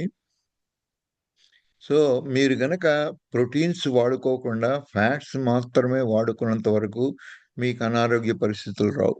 ఎప్పుడైతే ప్రోటీన్స్ కూడా వాడుకోవాల్సి వస్తే అప్పుడు మీకు ఈ బ్యాలెన్స్ అంతా తప్పుతుంది. మీకు వచ్చేటువంటి అన్ని అనర్థాలు జరుగుతాయి. సో వీటికి ప్రత్యేకమైన టెస్టులు చేసుకుని ఎప్పుడు ఏం జరుగుతోంది అన్నది తెలుసుకునేటువంటి మీ బాడీ మెజర్మెంట్స్, అలాగే మీకున్నటువంటి మజిల్ స్ట్రెంగ్త్, వీటిని కూడా మనం మెజర్ చేసుకుని వీటన్నిటికీ సాధనాలు ఉన్నాయి. మీ ఇంటి దగ్గరే చేసుకోవచ్చు ఇవన్నీ. ఒకసారి మీకు మాతో సంప్రదిస్తే మీకు ఏ సాధనం ఎలా వాడుకోవాలని చెబుతాం. దాని ప్రకారం ఇంక్లూడింగ్ గ్లూకోజు, కీటోన్ బాడీస్తో సహా మీరు కంటిన్యూస్గా ఇంట్లోనే మానిటర్ చేసుకుని మీ స్థితిగతుల్ని, మీ ప్రోగ్రెస్ని మీరు చేస్తున్న పనులకి ఈ ఉన్న రీడింగ్స్ని రెండింటిని మీరు కోఆర్డినేట్ చేసుకుని మీ అంతటి మీరే డిసైడ్ చేసుకునే అవకాశాలు ఉన్నాయి. Thank you. సార్, నెక్స్ట్ లీలా గారండి, నాకు ఏ ప్రాబ్లమ్స్ లేవు, బట్ ఎప్పుడు బాడీలో వాటర్ ఎక్కువగా ఉంటుంది, లైక్ లెగ్స్ స్వెల్లింగ్ లాగా జర్నీ చేస్తున్నప్పుడు. ముందు ఆ ఎజంప్షన్ కొద్దిగా నేను సాహసిస్తున్నాను చెప్పడానికి. అన్నీ మామూలుగా ఉన్నాయి అనుకోవడం అది అక్కడే పొరపాటు అయింది. ఎందుకంటే అన్నీ మామూలుగా ఉంటే ఆ కాళ్ళకి స్వెల్లింగ్ రాకూడదు మీకు. మీరు చేసేటువంటి జర్నీకి మామూలు వయసులో ఉన్నప్పుడు. అదే 60, 70 గంటలు, 80 గంటలు కంటిన్యూస్గా నుంచుని ఏ బస్సులో ట్రావెల్ చేస్తే వస్తే పర్వాలేదు. కానీ ఏ ఓవర్ నైట్ జర్నీ చేసినా మీ కాళ్ళు వస్తున్నాయి అంటే మీకు కొన్ని ఇష్యూస్ ఉన్నాయని అర్థం. అది ముఖ్యంగా కిడ్నీ కానీ, హార్ట్ కానీ, లివర్ కానీ ఈ మూడిట్లో ఏదో ఒక సిస్టంలో ముందు చిన్న కొన్ని ప్రాబ్లమ్స్ ఉంటే తప్ప కాళ్ళలో వాపు అనేది రాదు. కాళ్ళల్లో ఎందుకు కనపడుతుంది, మీద చోట ఎందుకు కనపడదు అన్నప్పుడు గ్రావిటేషన్లో మీరు కూర్చున్నప్పుడు మొత్తం వాటర్ అంతా కూడా అక్కడ అక్యూములేట్ అవుతుంది. అందుకోసమని తప్పనిసరిగా మీరు పరీక్షలు చేసుకుని ఆ కాళ్ళవాపు ఉంటే మాత్రం మిగతావి కనపడకపోవచ్చు, మీకు ఆయాసాలు అటువంటివి ఉండకపోవచ్చు, లేకపోతే అంత శ్రమ కూడా పడుతూ ఉండకపోవచ్చు. అందుకోసమని మిగతా ఉన్న సిస్టంలో జరిగేటువంటి మిగతా డిజబిలిటీస్ అన్ని బయట పడకపోవడానికి కారణం మీరంత శ్రమించకపోవడం అయి ఉండొచ్చు. అవన్నీ నా ఊహే తప్ప నాకు తెలియదు. దీనికి పరీక్షల ద్వారా చేయించుకున్నట్టయితే కొంతవరకు మీకు ఈ ప్రాబ్లంని ఎలా వస్తుంది, ఎందుకు వస్తుంది, సింపుల్ ఎనీమియా దగ్గర నుంచి కూడా మీ కాళ్ళలో వాపు రావచ్చు. మీ హీమోగ్లోబిన్ ఎంత ఉంది, మీ పీరియడ్స్ ఎలా ఉన్నాయి, ఎంత పోతున్నాయి ఏంటి, దాన్ని బట్టి కూడా మీ కాళ్ళలో వాపు రావడం అనేది జరుగుతుంది. మీరు తీసుకునే ప్రోటీన్ ఫుడ్ ఎంత ఉంది, మీ శరీరంలో ఆల్బమిన్ అనేది ఎంత క్వాంటిటీ ఉంది, ఇలాగా మేజర్ సిస్టంలో డిఫెక్ట్స్ లేకపోయినా మనం తీసుకున్నటువంటి న్యూట్రిషన్లో కూడా మీ హిమోగ్లోబిన్, మీ ఆల్బుమిన్, మీ గ్లోబులిన్, ఆ రేషియోలు వీటన్నిటిని కూడా చూస్తే తప్ప ఈ కారణం వల్ల జరుగుతుందని చెప్పలేం. Thank you. సార్ తరువాత Lakshminarayana Sirigiri. In today's Sakshi Sunday special, one news appeared. It says ketone diet will increase load on liver and cause tumorigenesis and even lead to liver cancer. Please comment. So ketone బాడీస్కి లివర్లో తయారవుతాయి కానీ liver వాడుకునే పరిస్థితులు ఉండదు. అలాగే ketone bodies లివర్లోనే తయారవుతాయి, కాదని అనట్లేదు.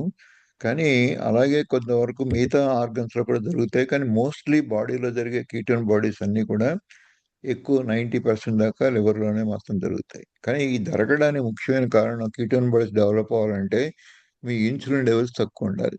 అది ఎప్పుడు సాధ్యపడుతుంది అంటే మీరు తీసుకున్న కార్బోహైడ్రేట్స్ తగ్గినప్పుడు, ఇన్సులిన్ ప్రొడక్షనే లేనప్పుడు, తక్కువ ఉన్నప్పుడు, అప్పుడు మాత్రమే కీటోన్ బాడీస్ వచ్చే అవకాశం ఉంటుంది. ఏమాత్రం ఇన్సులిన్ పెరిగినా, ఏమాత్రం ఇన్సులిన్ రెసిస్టెన్స్ పెరిగినా కీటోన్ బాడీస్ అన్ని ప్రొడ్యూస్ అయ్యే అవకాశం ఉండదు. కీటోన్ బాడీస్ లివర్లో తయారైనా కానీ దాని యొక్క కీటోన్ బాడీస్ను వాడుకునే శక్తి లివర్కి లేదు. అది మిగతా రక్తంలో కలిసి మిగతా ఉన్న టిష్యూస్ అన్నిటి మీద ప్రభావితం చూపిస్తుంది. అట్లాగే ఎర్ర కణాలు ఉంటాయి, ఆర్బీసీ, వాటిల్లో కూడా కీటోన్ బాడీస్ని వాడుకునే అవకాశం లేదు. అలాగే బ్రెయిన్లో ఉన్న 20% టిష్యూస్ ఉన్నాయి, అవి కూడా కీటోన్ బాడీస్ని వాడుకునే అవకాశం లేదు. దీనివల్ల లివర్ చెడిపోతుంది అన్న లిటరేచర్లో వాళ్ళు ఏమైనా ఆర్టికల్స్ ఏమైనా పబ్లిష్ చేస్తే బాగుండేది. అలా కాకుండా ఏదో అభిప్రాయంగానో ఏదో వాడు అనుకున్న కొరిలేషన్ కొద్దిమందికి చెడిపోయింది కాబట్టి ఈ కీటోన్ బాడీకి సంబంధం ఉండుంటుంది అనేటువంటి కోయిన్సిడెన్స్ని మనం అంత ఖచ్చితంగా అది ప్రూఫ్గా తీసుకోలేము. కానీ నాకు తెలిసిన లిటరేచర్ ప్రకారం లివర్కి అటువంటి హాని చేసే అవకాశం లేదు. Thank you. సార్ ఇంకా చాట్ బాక్స్లో వేరే క్వశ్చన్లు ఏమి లేవు సార్. నేను క్వశ్చన్ అడుగుతాను సార్. తప్పకుండా. పైన లీలా గారు గ్లూటాథయాన్ గురించి అడిగినప్పుడు యంగ్గా కనిపెట్టడానికి ఈ ఇంజెక్షన్స్ చేస్తున్నారన్నారు. సార్ నా పర్సనల్ ఎక్స్పీరియన్స్, నేను లో కార్బ్ డైట్ చేసినప్పుడు ఒక నాచ్ కాంప్లెక్షన్ ఇంప్రూవ్ అయింది సార్. కొద్దిగా ఫెయిర్ అయినట్టుగా అందరూ అంటారు. ఈ డైట్కి ఆ ఎఫెక్ట్ కూడా ఏమైనా ఉంటుందా? డెఫినెట్గా ఉంటుందండి. మీకున్న స్కిన్ గ్లో పెరుగుతుంది, మీ షైనింగ్ వస్తుంది. అలాగే కొంతమందికి ఈవెన్ బ్లాక్ హెయిర్ కూడా వస్తుంది. సో ఇవన్నీ కూడా అంతఃపురం దాకా దొరుకుతున్నటువంటి ఆక్సిడేటివ్ స్ట్రెస్, ఈ శరీరం మీద ముడతలు ఉంటే ముడతలు కూడా తగ్గుతాయి. అలాగే ఇన్సులిన్ రెసిస్టెన్స్ ఎక్కువ ఉన్నప్పుడు బాడీ మీద ఫేస్లో మనకు ముఖ్యంగా కనపడేది ఈ ఫోల్డ్స్ ఎక్కడవుతూ ఉంటాయో అక్కడ పిగ్మెంటేషన్ ఉంటుంది. ఆ పిగ్మెంటేషన్ తగ్గినా కానీ మీకు గ్లో కనపడుతుంది. సో ఈ విధంగా గ్లూటథయాన్ అవసరం లేదు. మీరు గనక ఈ కార్బోహైడ్రేట్స్, దానివల్ల రిఫైన్డ్ ప్రాసెస్డ్ కార్బోహైడ్రేట్స్, దానివల్ల వచ్చే టాక్సిసిటీ తగ్గుకున్నా కానీ మీకు యంగ్ లుక్, తర్వాత మీ స్కిన్ గ్లో పెరగడం ఇవన్నీ జరుగుతాయి. పర్టికులర్లీ ఈ ఫ్యాట్ అన్నది అబ్నార్మల్గా డిపాజిట్ అయ్యి అది మీకు సరైన పాళ్ళలో సరైన మెటబాలిజం జరగనప్పుడు ఈ స్కిన్ అంతా కూడా చాలా డిసడ్వాంటేజ్లో ఉంటుంది. అటువంటివన్నీ కూడా ఈ ఫ్యాట్ తగ్గి ఎనఫ్ ఇంప్రూవ్ సర్క్యులేషన్ పెరిగి ఇవన్నీ జరిగినప్పుడు ఇవన్నీ గ్లూటాథయాన్ వల్ల జరుగుతాయి శరీరంలో కూడా. మనం సప్లిమెంట్ గ్లూటాథయాన్ తీసుకోవాలా లేదా అన్నది అది ఇండివిజువల్ కోసం వదిలేస్తున్నాను నేను. కానీ మనం ఏ సప్లిమెంట్ తీసుకోకపోయినా ఈ ఒక్క కార్బోహైడ్రేట్స్ మానేస్తే మీ బాడీలో ఇంప్రూవ్మెంట్ అయ్యేది గ్లూటాథయాన్ ద్వారానే యాంటీ ఆక్సిడెంట్ ప్రాపర్టీ వస్తుంది. సో ఆ విధంగా కూడా మనం చేస్తున్న కీటోన్ బాడీ సఫిషియెంట్గా పెంచుకుని ఈ కార్బోహైడ్రేట్స్ని తగ్గించుకున్నప్పుడు మీకున్న శరీరంలో ప్రొడ్యూస్ అయ్యే గ్లూటాథయాన్ సఫిషియెంట్ అవుతుంది. దానికోసం ఎక్స్ట్రా సప్లిమెంట్స్గా తీసుకొని అవసరం లేదు. పైగా ఈ మిగతావన్నీ చేయకుండా ఈ కార్బోహైడ్రేట్స్ తగ్గించకుండా గ్లూటాథయాన్ తీసుకున్నా కానీ అది కూడా వేస్ట్ అయిపోతుంది తప్ప మీకు ఉపయోగపడేంత బెనిఫిట్స్ చాలా తాత్కాలికంగా ఉంటాయి. అవి సస్టైనబుల్గా ఉండే అవకాశం ఉండదు. Thank you. సార్ ఇంకొక చోట చదివాను సార్, మన బాడీలో డిసీజ్ కాజింగ్ జర్మ్స్కి ఫుడ్ వచ్చి గ్లూకోజు, ఈ డిసీజ్ ఫైట్ చేసే ఇమ్యూన్ సిస్టమ్ వైట్ బ్లడ్ సెల్స్కి ఫుడ్ వచ్చి కీటోన్స్ అని. Is it true sir? అంత క్లియర్ కట్ డిమార్కేషన్ లేదండి. Glucose okay. అన్నది అంత చెడ్డది కాదు. గ్లూకోజ్ శరీరంలో ప్రతి సెల్లోనూ గ్లూకోజ్ను వాడుకునే శక్తి ఉంటుంది. చాలాసార్లు ఇమ్మీడియట్ ఎనర్జీకి మనకి గ్లూకోజ్ ఉపయోగపడుతుంది. గ్లూకోజ్ అనేది అంత చెడ్డ పదార్థంగా చూడొద్దు మీరు. గ్లూకోజ్ కూడా మనకు అవసరమే. ముఖ్యంగా బ్రెయిన్లో ఒక 20% సెల్స్కి మీకు ఉపయోగపడేది గ్లూకోజే. అలాగే కిడ్నీలో మిడిల్లలో ఉన్న కొన్ని ఏరియాస్లో గ్లూకోజ్ లేకపోతే పనిచేయలేవు. అట్లాగే ఆర్బీసీ అనేది బతకాలి అంటే గ్లూకోజ్ మస్ట్ అండ్ షుడ్గా ఉండాలి. బ్రెయిన్ కన్నా కూడా ఇంపార్టెంట్ ఆర్బీసీ అనేది బతకాలి అంటే ఆక్సిజన్ ఉండాలి. ఆక్సిజన్ లేకపోతే ఆర్బీసీ చచ్చిపోతాయి. ఆర్బీసీ లేకపోతే ఆక్సిజన్ క్యారింగే ఉండదు. సో గ్లూకోజ్ అంత అండర్స్టిమేట్ చేయదు. ఎక్సెస్ గ్లూకోజ్ డేంజరస్, కానీ గ్లూకోజ్ ఉండవలసిన పాలనలో ఉన్నప్పుడు అది చాలా మంచి చేస్తుంది.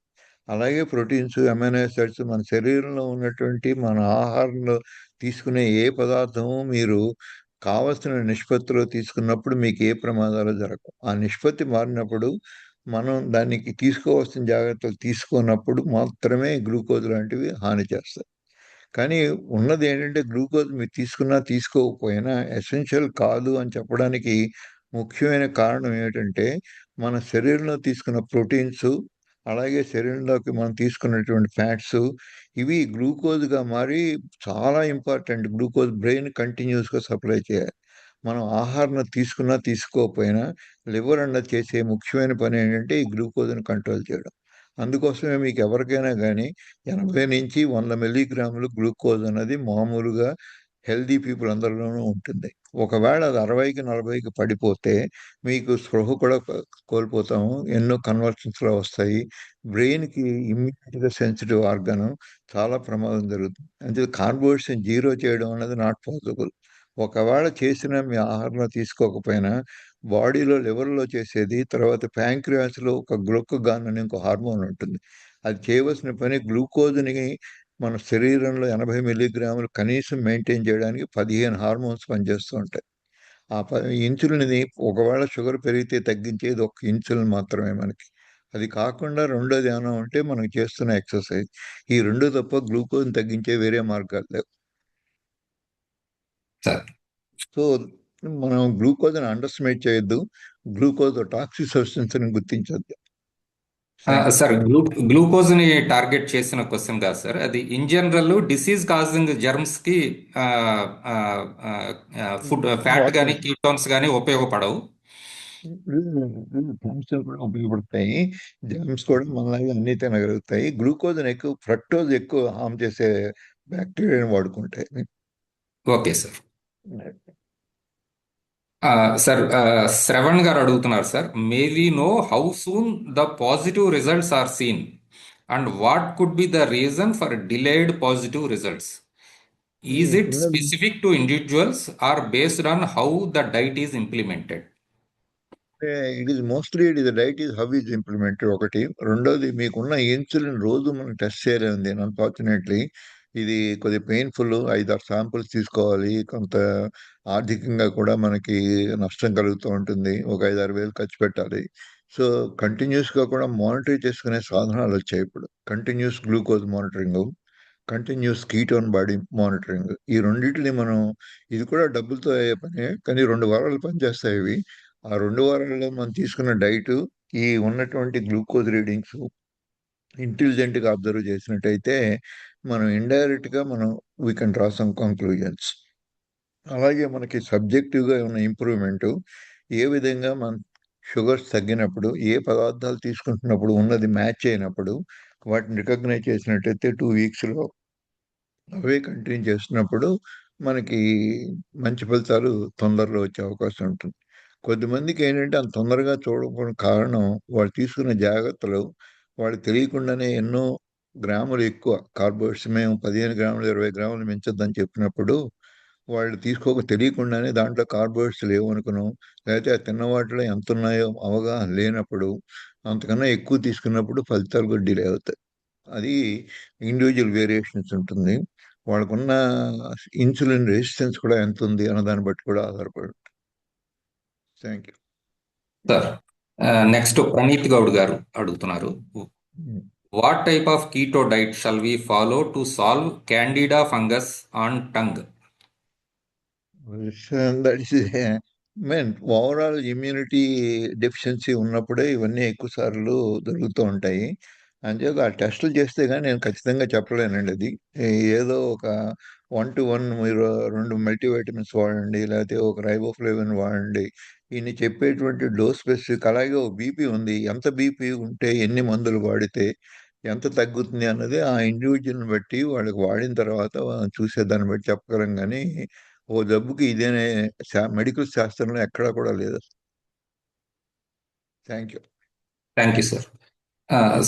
సార్ నేను అడుగుతున్నాను సార్ క్వశ్చన్. ప్రజెంటేషన్లో మనకి కీటోన్స్కి 4 కిలో క్యాలరీస్ పర్ గ్రామ్ అని, గ్లూకోజ్ కూడా 4 కిలో క్యాలరీస్ పర్ గ్రామ్ అని వచ్చింది సార్. కీటోన్స్ ఫ్యాట్ కదా సార్, 9 కిలో క్యాలరీస్ రావాలి కదా? కానీ నిజమే, ఫ్యాట్ గా ఉన్నప్పుడు అమైనో యాసిడ్, ఇది ఫ్యాటీ యాసిడ్స్ గా ఉన్నప్పుడు 9 వస్తుంది. కానీ అవి రూపాంతరం చెంది కీటోన్ బాడీస్ గా మారినప్పుడు అవి 4 క్యాలరీ కన్నా ఎక్కువ లేవు. Okay sir. తర్వాత వివో ఫోన్ నుంచి క్వశ్చన్ వచ్చింది సార్.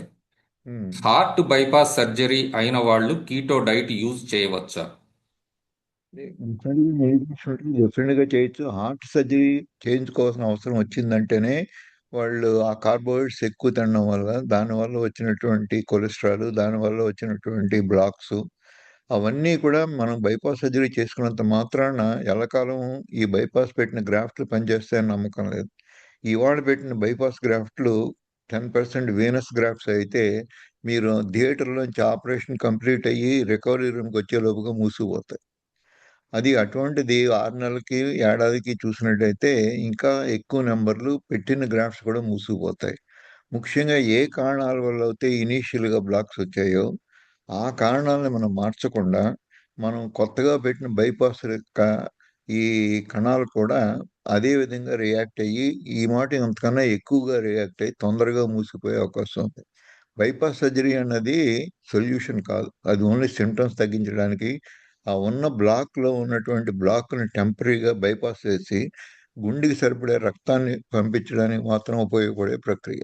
అందుకోసమని ఏ కారణాల వల్ల అయితే ఇనీషియల్గా బ్లాక్స్ వచ్చాయి, కొలెస్ట్రాల్ బ్లాక్స్, వాటిని తెలుసుకుని ఆ కారణాలని ఆపడానికి ఈ లో కార్బోహైడ్రేట్ ఎంతో ఉపయోగపడుతుంది. ఆ విధంగా బైపాస్ సర్జరీ చేసుకున్న వాళ్ళకు కూడా ఇంకా ఎక్కువ ఉపయోగం ఉండాలి, వాళ్ళు పెట్టిన గ్రాఫ్ట్ ఎక్కువ కాలం పనిచేయాలి అంటే ఈ ఒక్క డైట్ మాత్రమే దానికి ఉపయోగపడుతుంది. మిగతా ఏమీ ఉపయోగపడవు.